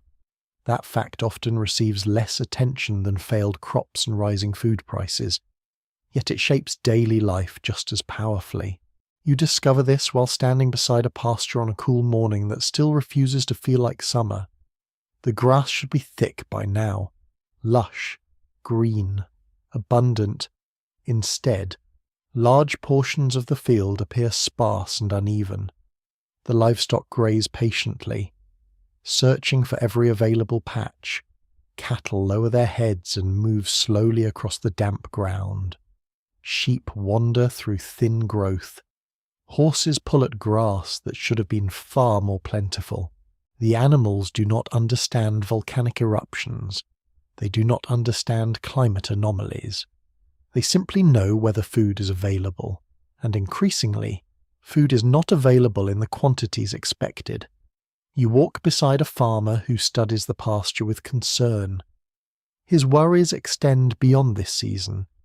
Livestock represent wealth, labour, transportation, and future survival. A healthy horse can transform a farm's productivity. Healthy cattle provide vital resources. Sheep contribute wool and value. Animals are not merely possessions. They're essential partners in daily life. When they struggle, entire households struggle with them. A well-supported historical observation is that shortages of animal fodder became a serious concern in many regions affected by the unusual weather of 1816. Poor grass growth and damaged harvests created challenges not only for people, but also for the animals they depended upon. The consequences ripple outward in every direction. You continue walking through the pasture. The ground remains damp beneath your boots. Clouds drift overhead. The weather feels trapped in an endless cycle of disappointment. Around you, livestock continue grazing. Yet the field never seems quite enough. Not enough growth. Not enough recovery.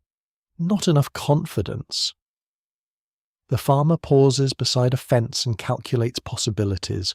If fodder supplies remain limited, difficult decisions may become necessary. Those decisions are never pleasant. Families often form strong attachments to their animals. A horse may have worked beside a family for years. Cattle may represent generations of careful breeding and investment.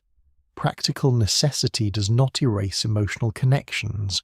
It simply overrides them. You visit a nearby barn where hay reserves are being inspected. The atmosphere resembles a merchant counting coins. Every bundle matters. Every stack represents future security. The barn smells of dry grass, wood, and animals. Ordinarily, such a place would inspire reassurance. This year it inspires arithmetic. How much remains? How long will it last?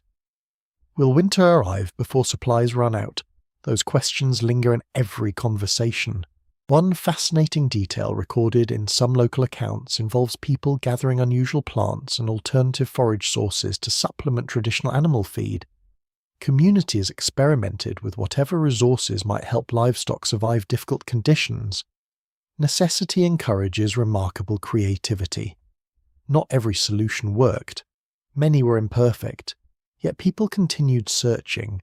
The alternative was unacceptable. You spend part of the afternoon helping transport fodder between storage areas. The work is exhausting. Heavy bundles, muddy paths, persistent drizzle. Everything seems slightly harder than it should be.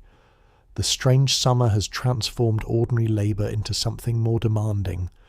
As you work, conversations naturally return to familiar concerns: food, weather, animals, winter. The sequence rarely changes. The future feels closer than it should. Most years, summer provides reassurance, a period of growth and abundance. In 1816, people are already thinking about cold months still far away. That shift reveals how deeply uncertainty has entered daily life. You stop beside a watering trough and watch several horses drink. Their breath remains visible in the cool air during parts of the day. Even now, months after spring should have yielded fully to summer, the sight feels absurd. Yet absurdity has become surprisingly common. Researchers studying agricultural records continue exploring how livestock losses varied between different regions during the crisis. Some scholars examine whether transportation limitations and local environmental conditions played larger roles than previously understood. What remains beyond dispute is that animal care became significantly more challenging.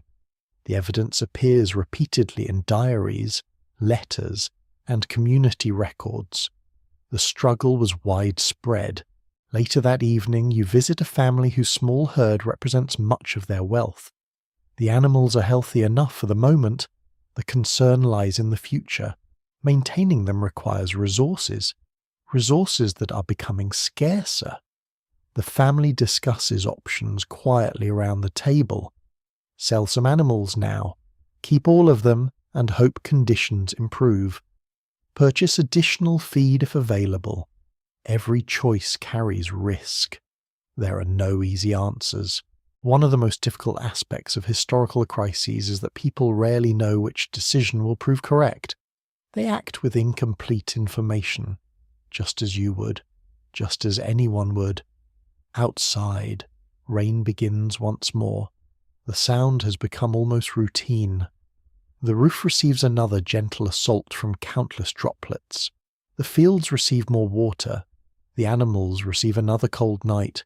The season continues its stubborn refusal to cooperate. You step outside briefly before darkness fully arrives.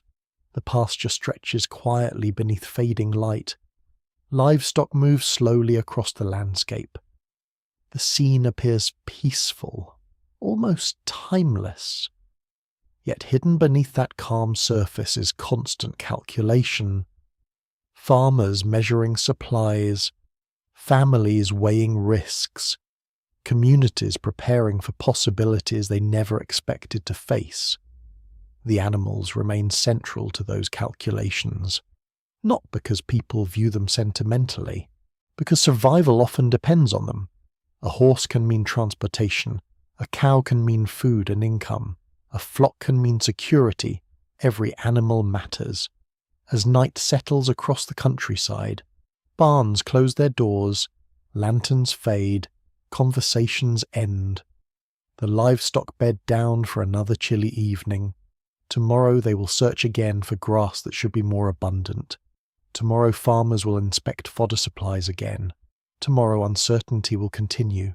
The year without a summer is affecting every level of life.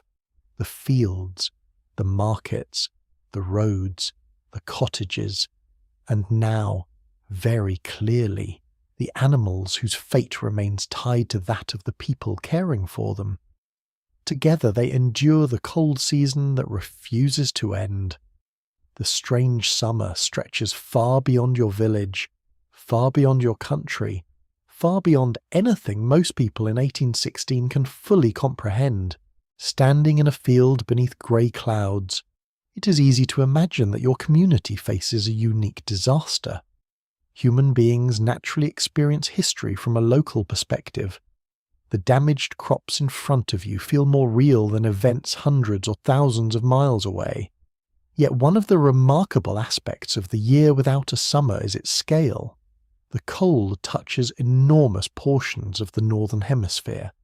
The same strange skies, the same delayed harvests, the same anxious conversations, again and again.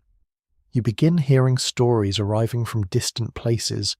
Travellers bring them first, merchants add details, newspapers contribute fragments. No single source provides a complete picture. Together, however, they reveal something astonishing. Communities separated by oceans are facing similar problems. You imagine standing on a dock where ships arrive carrying cargo and news. Sailors describe unusual weather elsewhere. Passengers share reports from foreign regions. Letters circulate between relatives separated by great distances. Every account feels slightly different, yet common themes emerge: cold, rain, failed crops, rising prices. The pattern repeats with surprising consistency. One firmly established fact is that the climatic effects of the Tambora eruption influenced weather across vast areas of the globe. The consequences appeared in different forms depending on local conditions, but the disruption reached extraordinary geographic distances. Nature had become international. You walk along a busy waterfront where goods move between ships and warehouses. The atmosphere feels restless. Trade continues, business continues, life continues, yet uncertainty travels with every vessel. Merchants pay close attention to reports from abroad. If harvests fail elsewhere, food imports may become more expensive. If shortages spread, markets may tighten further. Information itself acquires economic value. The weather has become global news. A ship captain describes unusual conditions encountered during recent voyages. Another sailor mentions harvest concerns in a distant port. The details vary, but the underlying message remains familiar. Something strange is happening almost everywhere. You find that realization oddly comforting and unsettling at the same time. Comforting because your community is not alone. Unsettling because there may be nowhere untouched by the crisis. As you continue your journey, you imagine similar scenes unfolding across continents. Farmers in one country inspecting damaged fields, families in another region calculating food supplies, merchants elsewhere watching prices climb, different languages, different cultures, different landscapes, the same concerns. History occasionally produces moments that connect distant populations through shared experience. 1816 becomes one of those moments. An unusual detail from the period involves reports of spectacular sunsets observed in many parts of the world. Artists, travellers, and ordinary citizens often commented on vivid colours filling the evening sky. Some descriptions sound almost dreamlike. Of course, beautiful sunsets did little to solve agricultural problems. Still, people noticed them. Human beings always notice beauty, even during difficult times. Perhaps especially during difficult times. You pause one evening beside a harbour and watch the sun descend toward the horizon. The sky glows with rich shades of orange and crimson. The display is stunning. The air remains cool, far too cool. There is something haunting about witnessing extraordinary beauty while knowing it accompanies hardship. The same atmospheric conditions creating remarkable sunsets are helping create extraordinary suffering. Nature rarely divides itself neatly into blessings and burdens. The two often arrive together. As darkness settles, conversations continue among sailors and merchants. News travels slowly compared with the modern world, yet even slow information eventually accumulates. Patterns emerge. Connections become visible. The scale of the crisis grows clearer. You hear reports of migration in distant regions, crop failures elsewhere, food concerns spreading across multiple nations. The story no longer belongs to one village. It belongs to an entire hemisphere. Researchers continue examining the precise regional impacts of the Tambora eruption. Some specialists explore why certain areas experienced more severe agricultural disruption than others, despite sharing the same broad climatic event. The details remain complex. The overall picture does not. The year is strange almost everywhere. The following morning, you leave the harbour and travel inland once more. The countryside greets you with familiar sights: grey clouds, cool winds, fields struggling toward maturity. The landscape has not improved, yet your perspective has changed. You now understand that similar scenes exist across vast distances. Somewhere, another farmer is studying damaged crops. Somewhere else, another family is stretching food supplies. Elsewhere, another merchant is adjusting prices. The crisis links people who will never meet. You stop beside a roadside inn and listen to travellers exchanging news. The conversation feels broader than before. Not merely local concerns, regional concerns, international concerns. The language may be different, but the theme remains the same. What is happening to the weather? When will conditions improve? Can the harvest still be saved? No one knows. That uncertainty crosses borders as easily as the climate disruption itself. As evening approaches, you stand on a hillside overlooking a valley. Fields spread outward beneath a blanket of cloud. Villages dot the landscape. Smoke rises from chimneys. The scene appears peaceful. Yet beneath that calm surface lies a shared struggle reaching across continents. Millions of people are adapting simultaneously to circumstances none of them expected. The roads, the markets, the cottages, the harbours, all connected by invisible atmospheric changes that began with a volcanic eruption on the far side of the world. Few people understand that connection. No one can see it. Yet it exists. The cold summer belongs not to one community but to many. And as darkness settles once more across the countryside, countless families and countless places prepare for another uncertain night beneath the same troubled sky. By now, people have begun noticing something else. It is not only the cold, not only the rain, not only the failed crops and rising prices, it is the darkness, or at least the feeling of darkness. You wake one morning and immediately sense it. The sky appears dull again. Clouds cover the horizon.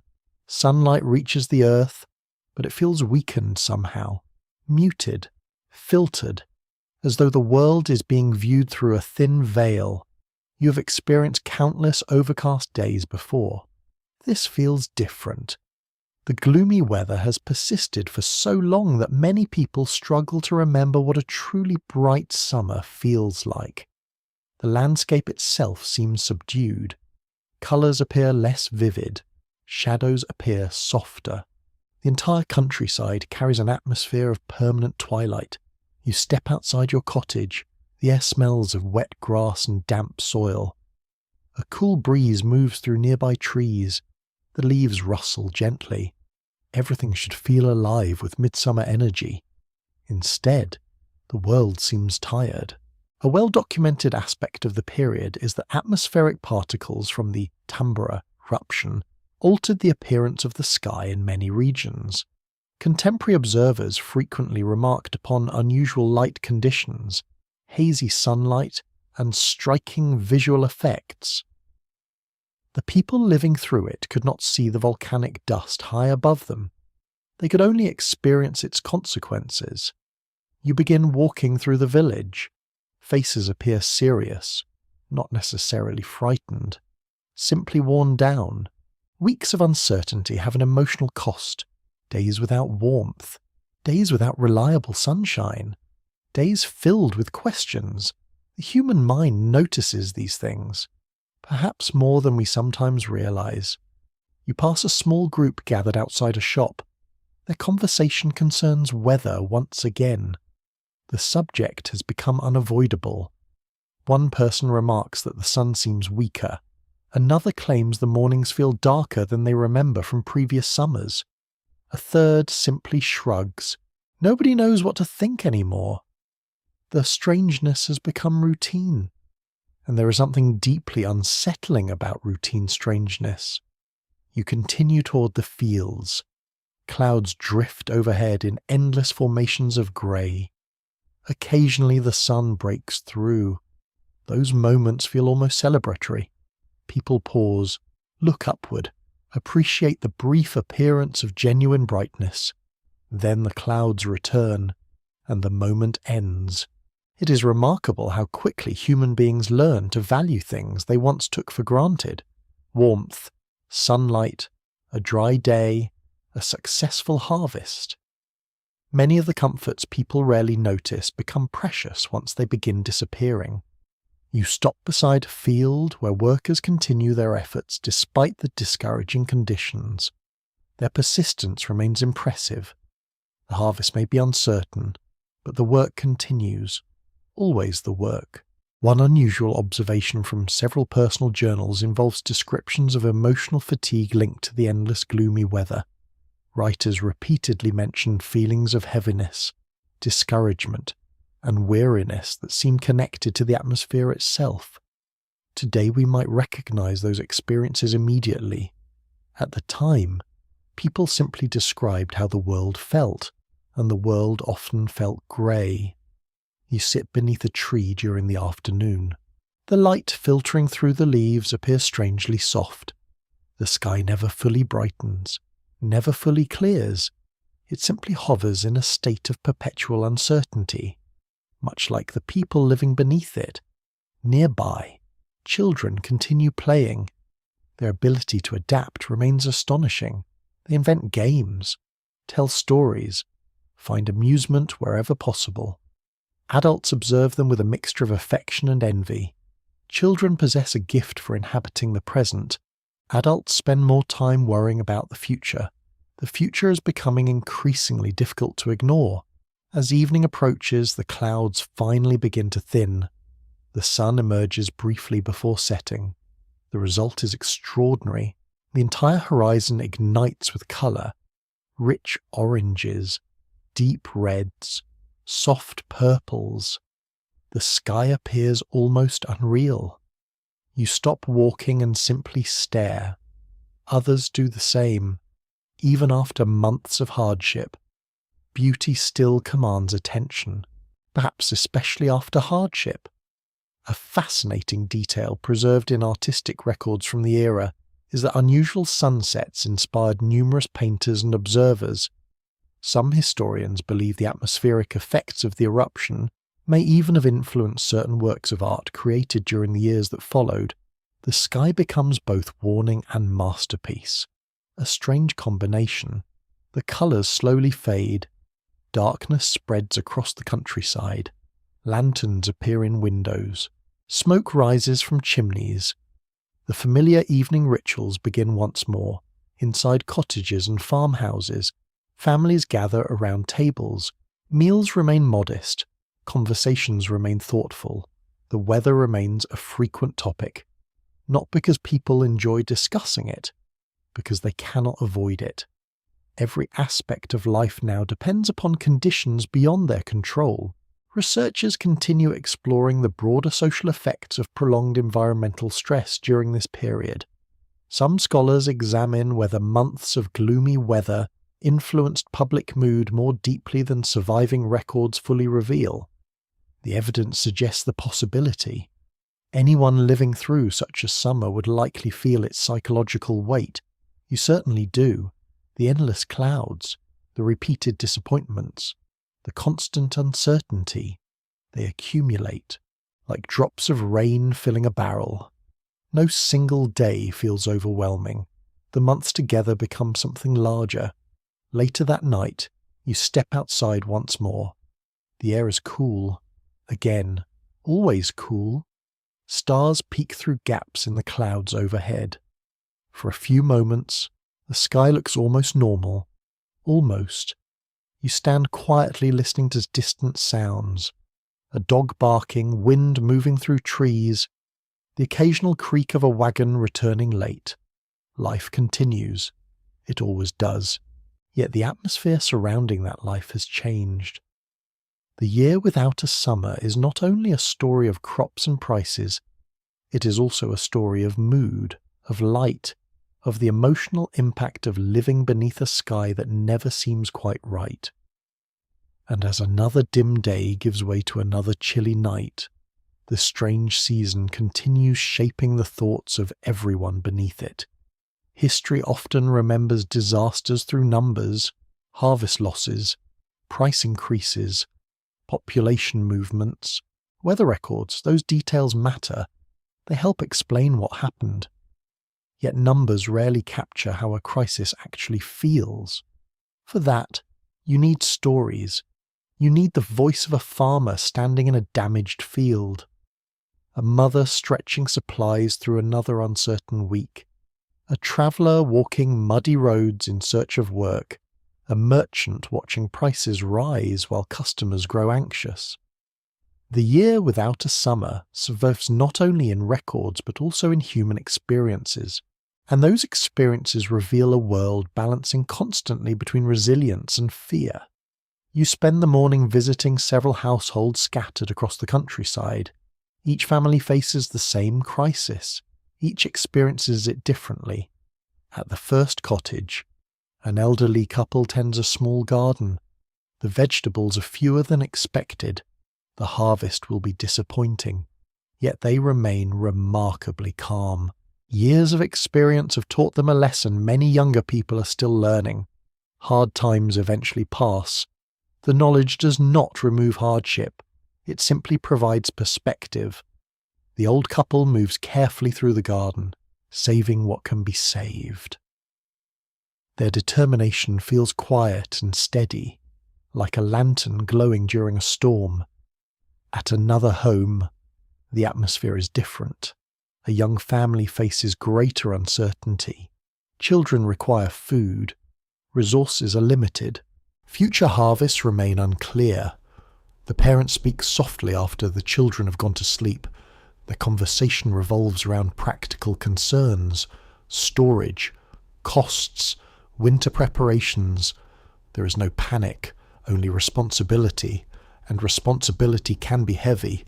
One commonly accepted conclusion among historians is that ordinary families bore much of the direct burden created by the climatic disruptions of 1816. Large events often become deeply personal once they enter kitchens, gardens, and household budgets. You see that truth everywhere. The crisis has arrived in every home, not always dramatically, but persistently. You continue travelling and encounter a farmer repairing a fence beside a struggling field. The work seems almost symbolic. The harvest may fail. The weather may refuse to cooperate. Yet the fence still requires repair. Life continues demanding attention, one task after another. The farmer pauses and shares observations about the season. He remembers cold springs, wet summers, poor harvest years. He remembers many things, but not this, not all at once. That phrase appears repeatedly in personal accounts from the period. People had experienced individual hardships before. The difficulty of 1816 lay in their combination: cold, rain, frost, crop damage, economic strain, all arriving together. One particularly memorable anecdote from surviving letters describes communities organising local assistance for neighbours facing severe difficulties. Such efforts rarely attracted grand historical attention, yet they played an important role in helping people endure. Disasters often reveal kindness alongside hardship. History sometimes forgets that part. You do not do. During the afternoon, you stop near a church where several families gather after a community meeting. The mood is serious but supportive. Information is shared.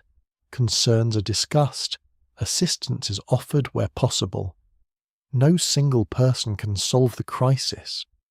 People can still help one another. That distinction matters. The year without a summer challenges food supplies. It also tests social bonds. Communities that cooperate often fare better than communities that do not. You walk beside a river as clouds drift slowly overhead. The water reflects the grey sky. Everything feels muted, yet there is life everywhere. Fishermen working, children exploring the shoreline, women washing clothes, travellers crossing bridges. The ordinary rhythms of existence continue despite extraordinary circumstances. Perhaps that is one of the most remarkable lessons of history. Most people living through major events do not experience them as dramatic turning points. They experience them one day at a time, one meal at a time, one decision at a time.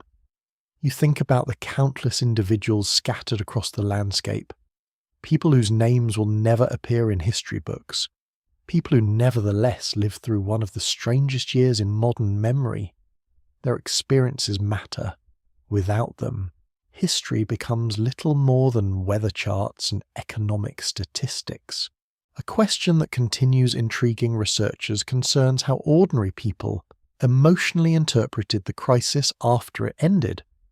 Some historians examine whether memories of 1816 remained vivid because of the weather itself or because of the hardships connected to it. The answer was likely both. Memories rarely separate causes from consequences. As evening approaches, you visit one final household. The family sits together near a fire. Again, a fire during what should still be summer. The image remains startling, yet it has become familiar. The conversation flows gently. Stories from earlier years, predictions about the future, small jokes shared despite difficult circumstances. Laughter still exists, even here, especially here. Human beings possess an extraordinary ability to create moments of warmth when physical warmth is scarce. The fire crackles softly. Outside, clouds drift across the darkening sky. The season remains strange. The future remains uncertain. Yet the people around you continue planning, working, and caring for one another. Not because they know everything will be fine, because life requires moving forward regardless. Later that night, you step outside. The air carries the familiar chill. Fields stretch into darkness. Villages glow faintly in the distance. Within those homes, thousands of stories continue unfolding, some hopeful, some fearful, most somewhere in between. The year without a summer is often remembered through weather records and failed harvests. Yet its true story lives in ordinary people. The family sharing meals, the neighbours offering help, the farmers refusing to quit, the travellers searching for opportunity. And as another cool night settles across the countryside, those stories continue quietly beneath the troubled sky. Hardship has a curious habit of forcing innovation, not always grand innovation, not always inventions that immediately change the world. More often, necessity pushes people toward practical solutions they might never have considered during easier times. As the strange year continues, you begin noticing signs of adaptation everywhere. The weather remains stubborn, the harvest remains uncertain, yet people are learning, adjusting, experimenting, trying anything that might improve their chances. You start the day walking through a farming community that has spent months battling conditions no one expected. The fields still bear scars from frost and cold rains. The sky remains covered by familiar layers of grey cloud, and yet work continues. Always work. A farmer kneels beside a field where different crops now grow together. Some plants failed, others survived. The arrangement looks unusual. That is precisely the point. The old assumptions no longer seem reliable. When familiar methods produce disappointing results, experimentation becomes attractive. You watch farmers comparing notes, what survived, what failed, what grew despite the cold. Information becomes valuable currency. Every successful observation may help someone else. One widely recognized consequence of environmental crises throughout history is that they often encourage practical innovation. The year without a summer proved no exception, as communities sought new strategies to cope with difficult conditions. You continue along a muddy road bordered by farms and gardens. The conversations sound different now. Earlier in the crisis, people asked what was happening. Now they increasingly ask what can be done. That subtle shift reveals something important. The human mind eventually tires of uncertainty. Action becomes a form of resistance, even imperfect action. You stop at a blacksmith workshop. The rhythmic sound of hammer striking metal echoes through the cool air. Inside, the blacksmith remains busy despite the difficult year, perhaps because difficult years create new demands. Repairs become more important. Tools must last longer. Equipment must function efficiently. Nothing can be wasted. The forge glows warmly in contrast to the chill outside. For a few moments, it feels like stepping into another world. A world of sparks and heat. A world where effort produces immediate results. The appeal is obvious. Outside, weather controls outcomes. Inside, craftsmanship still matters. One fascinating historical detail associated with the broader aftermath of the crisis involves the acceleration of interest in alternative transportation methods. Several economic pressures encouraged inventors and entrepreneurs to think differently about movement and resources. Necessity once again became a creative partner. Some ideas succeeded, others vanished quickly, but the search for solutions intensified. You continue your journey and encounter a farmer experimenting with crops not commonly grown in the area. His neighbours observe with curiosity, perhaps skepticism, perhaps hope. Both emotions often accompany innovation. Nobody wants to be the first person attempting something risky. Everyone wants to benefit if it works. The balance is delicate. As afternoon approaches, you visit a market where merchants have adapted as well. New products appear. Alternative foods gain attention. Customers compare options they might have ignored in more prosperous years. Scarcity changes behaviour. It also changes imagination. People begin considering possibilities that once seemed unnecessary. You notice a woman discussing methods for preserving food more efficiently. Nearby, another family exchanges information about substitute ingredients. Such conversations may appear ordinary. In reality, they represent resilience in action. Civilization survive crises not merely through strength, but through flexibility. The ability to adapt often proves more valuable than the ability to endure. A topic that continues attracting scholarly interest involves the relationship between environmental disruption and technological development. Some researchers examine whether certain innovations emerged more quickly because difficult conditions increase pressure for change. The evidence suggests that hardship frequently accelerates experimentation. People become more willing to try new approaches when traditional methods disappoint them. You pause beside a workshop where several craftsmen discuss recent challenges. Their concerns sound familiar: material shortages, economic uncertainty, changing customer needs. Yet their conversation also includes ideas, adjustments, improvements, plans. That combination feels significant. The future remains uncertain. People are still thinking about the future. They have not surrendered to circumstances. You spend part of the evening with a family whose gardens suffered repeated setbacks earlier in the year. Now they proudly show you several crops that survived unexpectedly well. The success is modest, yet it matters enormously, psychologically as much as practically. Every small victory pushes back against despair. The family shares seeds with neighbours. Advice travels alongside them. Communities become informal networks of experimentation. One person discovers something useful. Others learn from it. Progress spreads slowly, but it spreads. The sun appears briefly late in the day. The light catches droplets of moisture lingering on leaves and fences.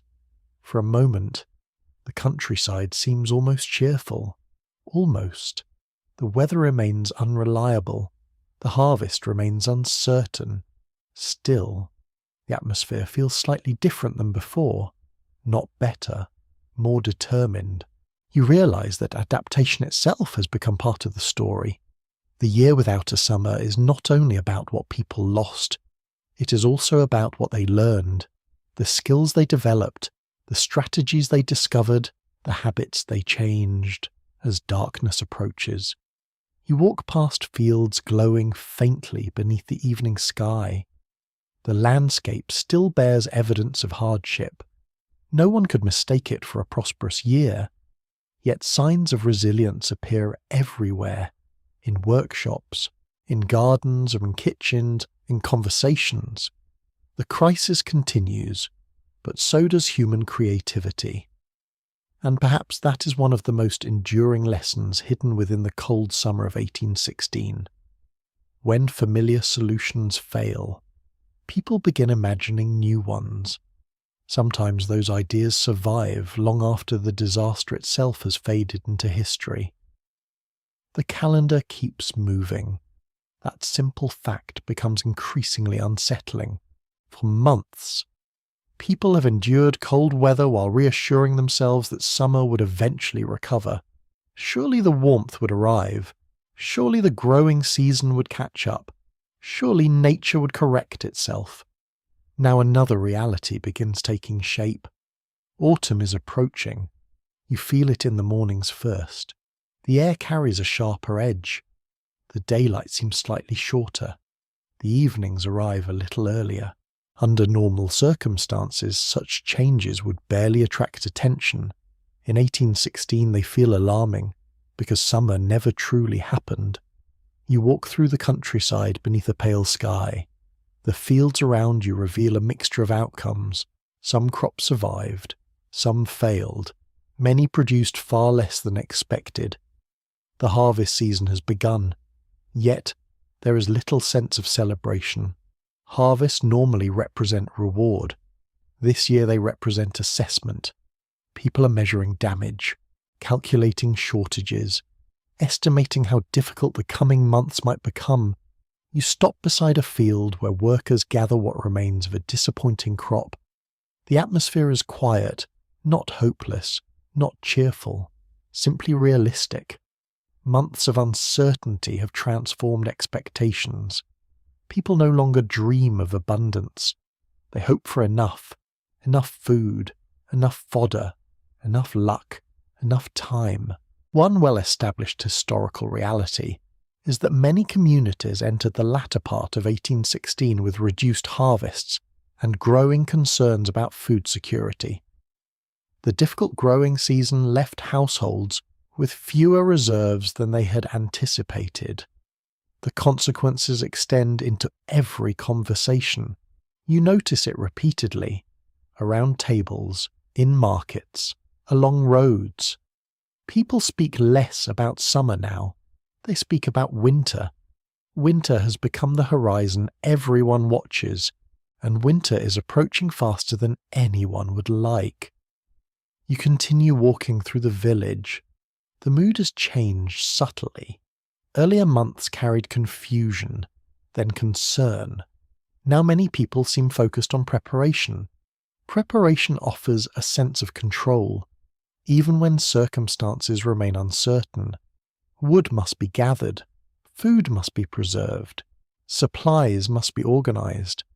Every practical task becomes important. The future feels too unpredictable for carelessness. You visit a family busy storing what harvest they managed to secure. Baskets line the floor. Shelves hold preserved foods.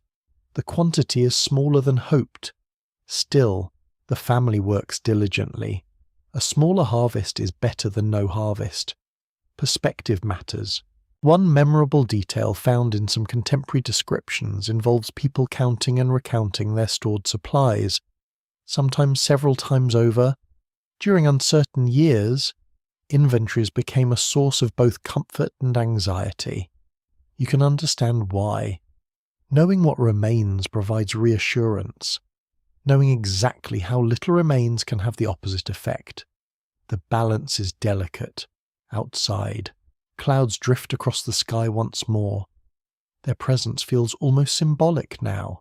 The strange weather has become so familiar that clear days seem unusual. You pause beside a woodpile where a farmer evaluates fuel reserves. The sight might appear unrelated to the food crisis. It is not. Winter survival depends upon many resources. Warmth matters. Food matters. Animal feed matters. Everything connects. The year without a summer has reminded people how closely connected those necessities truly are. As afternoon fades, you notice signs of autumn appearing in the landscape. Leaves begin changing colour. Fields show evidence of harvest activity. Birds behave differently. The season is moving forward whether people feel ready or not. That realization carries emotional weight. Many hoped summer would eventually arrive and rescue the harvest. Now there is less time available for miracles. You meet a traveller carrying news from neighbouring districts. The reports sound familiar. Modest harvests, food concerns, preparations for difficult months ahead. The pattern repeats again and again. Communities separated by considerable distances are reaching similar conclusions. The winter may prove challenging. A question that continues attracting historical discussion concerns how accurately people in 1816 anticipated the severity of the coming months. Some historians explore whether communities underestimated or overestimated the risks they faced based on the information available to them. The answer likely varied. Human beings rarely predict crises perfectly. Some prepare too little. Others prepare extensively. Most fall somewhere in between. You spend part of the evening near a community gathering where neighbours exchange information and assistance. The atmosphere is serious, yet there is also solidarity. People share advice, resources, observations. The crisis has encouraged cooperation in many places, not everywhere, but often enough to matter. That cooperation becomes increasingly valuable as autumn advances. The sun appears briefly before setting. Its light washes across harvested fields and distant hills. The scene possesses a quiet beauty. The colours of early autumn remain lovely despite the difficult year. Nature continues creating beauty even while creating hardship. The contradiction feels familiar by now. You watch workers returning home with carts carrying portions of the harvest. The loads appear smaller than desired, yet they represent success of a kind. Not ideal success, not abundance, survival. Sometimes survival is achievement enough. As darkness approaches, cool air settles across the countryside. Again, always the cool air. The season that never properly warmed is gradually giving way to the season that traditionally grows colder. The irony is difficult to ignore. Families gather indoors. Lanterns glow softly through windows. Conversations revolve around preparations, storage, fuel, food, plans. The future dominates attention. You step outside one final time before sleep. The night sky stretches overhead. Clouds drift slowly across the stars. The fields lie quiet, harvested where possible, abandoned where necessary. The growing season is nearly over. The opportunities for recovery are fading. Autumn has arrived, carrying questions nobody wants to answer.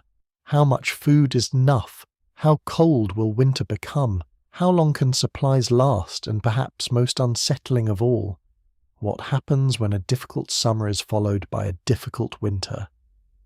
The countryside settles into silence, but the questions remain awake. Winter arrives, carrying exactly the kind of uncertainty everyone feared. The transition feels almost unfair. After all, the year has already demanded so much. The cold spring, the failed summer, the damaged harvests, the rising prices, the endless calculations. Now the season traditionally associated with hardship finally appears on the horizon, and many people feel less prepared than they should. You wake before dawn inside a cottage where the fire has nearly gone out. The room feels cold enough to encourage immediate action. Someone stirs the embers, someone else adds fuel. Flames return slowly. Their warmth feels precious. Outside, darkness still covers the countryside. The day begins late. The night seems reluctant to leave. Winter has a way of shrinking the world.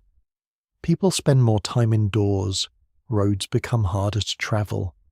Communities focus increasingly on local survival.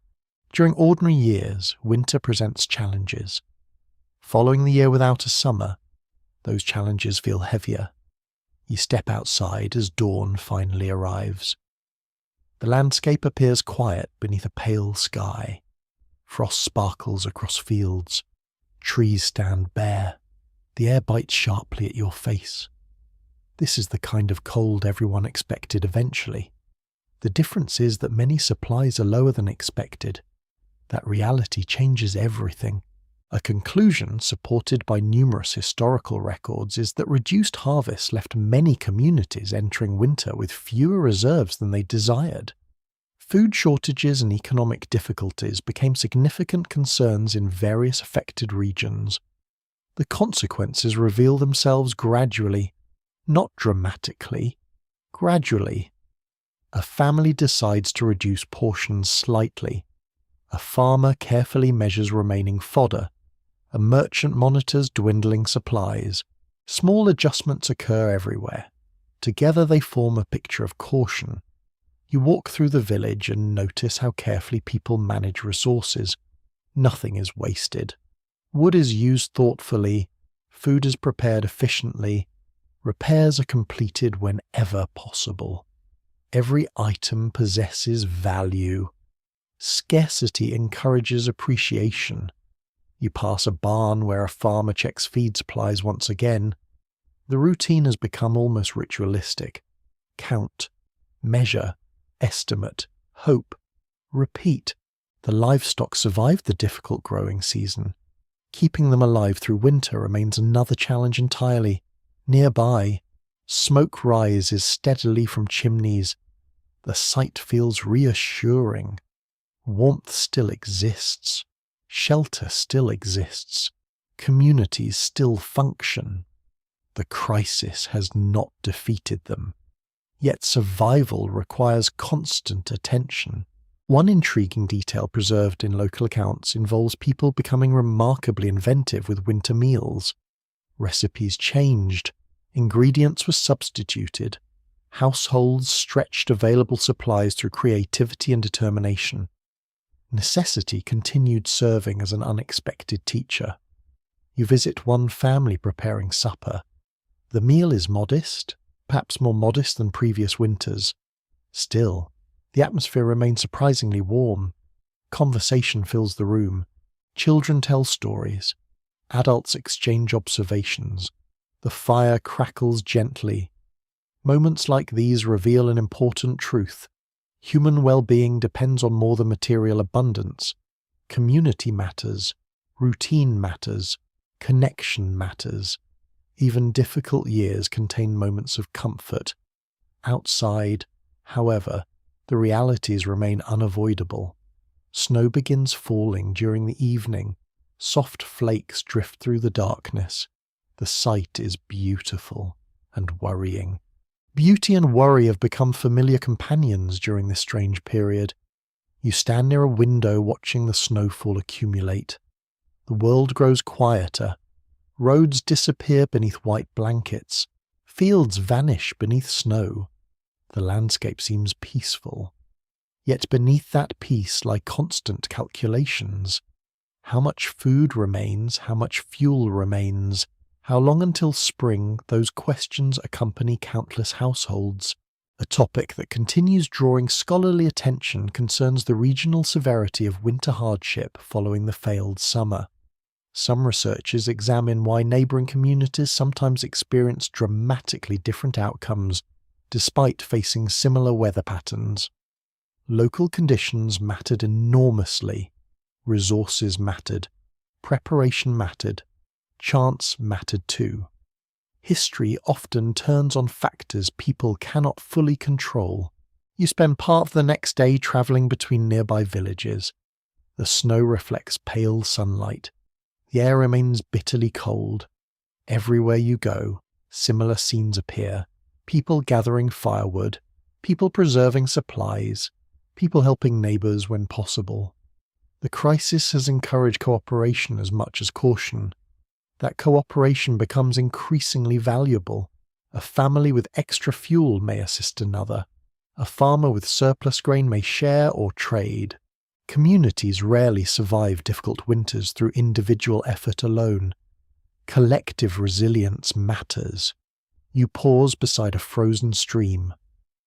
The water that flowed freely during summer now rests beneath ice. The transformation feels symbolic.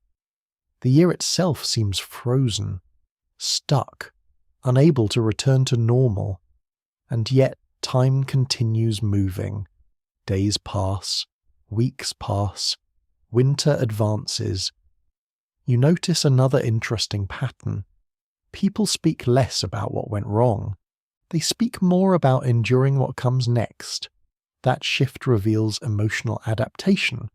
At some point, explanation becomes less important than survival. The weather may remain mysterious. The tasks remain clear. Gather fuel, protect livestock, preserve food, support family, endure. The simplicity of those priorities carries a certain strength. As evening returns, you walk through the village once more. Lantern light glows through windows. Snow crunches beneath your boots. The cold feels intense but familiar. After everything that happened during 1816, familiarity itself becomes comforting. The strange summer shattered expectations. Winter at least behaves like winter. There is something oddly reassuring about that. People understand winter. They know its dangers. They know its routines. They know how to fight it. Inside homes throughout the countryside, families settle beside fires. Meals are shared. Stories are told. Plans are made.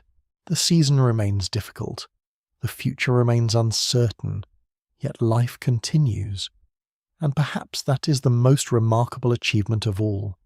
The year that never delivered a proper summer is now delivering a proper winter. And somehow, despite everything, people continue finding ways to endure. Eventually, the first hints appear. Small hints, subtle hints. The kind that would be easy to miss if you were not looking for them. After months of uncertainty, hardship, cold, and disappointment, people have become careful observers of nature. Every change matters. Every shift in weather attracts attention. And now, at last, there are signs that the worst may be passing. Not suddenly, not dramatically. History rarely offers such tidy endings. The change begins almost invisibly. You notice it during the final weeks of winter. The mornings remain cold, but something feels different. The sunlight lingers slightly longer. The sky occasionally appears clearer.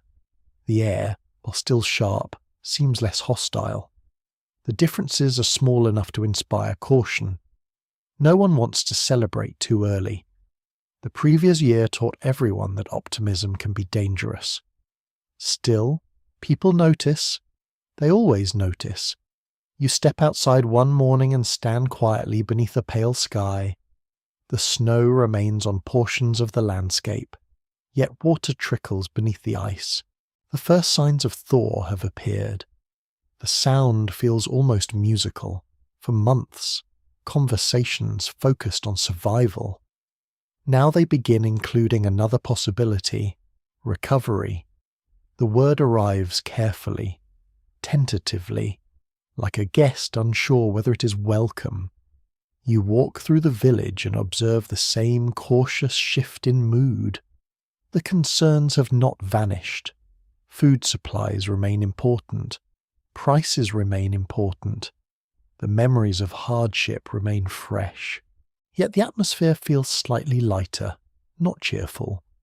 Lighter, that distinction matters. A historical reality supported by climate records is that the most extreme effects of the volcanic disruption gradually weakened over time as atmospheric particles dispersed and conditions slowly normalized. The people living through the process could not measure it scientifically. They could only experience it. One day at a time, you stop beside a stream that spent much of the winter frozen. Now patches of moving water appear between sections of ice. The sight attracts attention from everyone passing nearby. Ordinarily, such a small change might go unnoticed. After the year without a summer, it feels significant. Nature is speaking again. And for once, the message sounds encouraging. You continue walking through fields that remain dormant but no longer seem hopeless. Farmers study the land with familiar caution. Experience has made them skeptical, yet even skepticism cannot entirely suppress hope. The possibility of a better season lies ahead. That possibility carries enormous emotional weight. One particularly interesting detail from contemporary letters involves how frequently people describe the return of ordinary weather as something extraordinary. Conditions that would have seemed completely unremarkable before 1816 suddenly inspired gratitude and relief. Normality became precious. There is a lesson hidden in that observation. Human beings often overlook stability until it disappears. You visit a farmhouse where preparations for spring are already underway. Tools are being repaired. Seeds are being evaluated. Plans are being discussed. The conversations sound different now. Not free from concern, more forward-looking. The future once again feels worth discussing. That change alone represents progress. The previous year trapped many people in immediate survival. Now some attention can return to opportunity, to possibility, to growth outside. Clouds drift across a sky that occasionally reveals genuine blue. The sight feels almost shocking. You had forgotten how much difference a clear sky can make. Perhaps everyone had. Researchers continue examining how quickly communities recovered from the disruptions associated with 1816. Some historians explore whether psychological recovery lagged behind environmental recovery, particularly in areas that experience severe hardship. The question makes sense. Weather can improve quickly. Trust takes longer. You understand that feeling while speaking with farmers who remain cautious despite improving conditions. They remember the frosts, the snow, the failed harvests, the endless grey days. Experience leaves marks. Even hopeful people carry memories. As afternoon fades into evening, sunlight spreads across the countryside. Not weak sunlight, not filtered sunlight, actual warmth, modest warmth, perhaps, but enough to notice, enough to appreciate. Children spend more time outdoors. Neighbours linger longer during conversations. People seem less eager to retreat indoors. The transformation remains subtle, yet it is real. You walk along a road that carried countless travellers during the difficult months. The road appears quieter now. Migration has not stopped entirely, but the atmosphere feels less desperate, less urgent. Communities are beginning to stabilise. The crisis is not forgotten. It is slowly becoming history. That process fascinates you. Every historical disaster eventually transitions from lived experience into memory. At first, the memory feels immediate. Then it gradually settles into stories, lessons, warnings. The year without a summer is beginning that journey. You stop atop a hill overlooking the valley, fields stretch outward beneath fading light, farmhouses glow softly, smoke rises into calm evening air. The scene resembles countless evenings before the crisis. That familiarity feels comforting. For the first time in a long while, the landscape appears capable of healing. The people living within it appear capable of healing as well. Night approaches slowly. The sky remains clear enough for stars to emerge. You stand quietly and watch them appear one by one. The world feels calmer, not perfect, not unchanged. Calmer. The hardships of 1816 will not disappear. The losses remain real. The lessons remain important. Yet the first signs of recovery have arrived. And after a year when summer never truly came, even the smallest hint of renewal feels like a remarkable gift.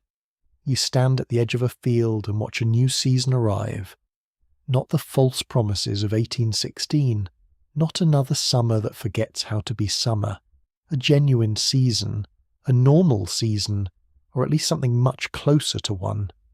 The difference feels extraordinary. For more than a year, weather dominated every thought, every conversation, every plan. It shaped markets, harvests, migrations, and daily routines. It altered expectations. It challenged assumptions people rarely questioned. Now, as the landscape slowly recovers, you find yourself reflecting on everything that happened. The memory of the strange year remains vivid.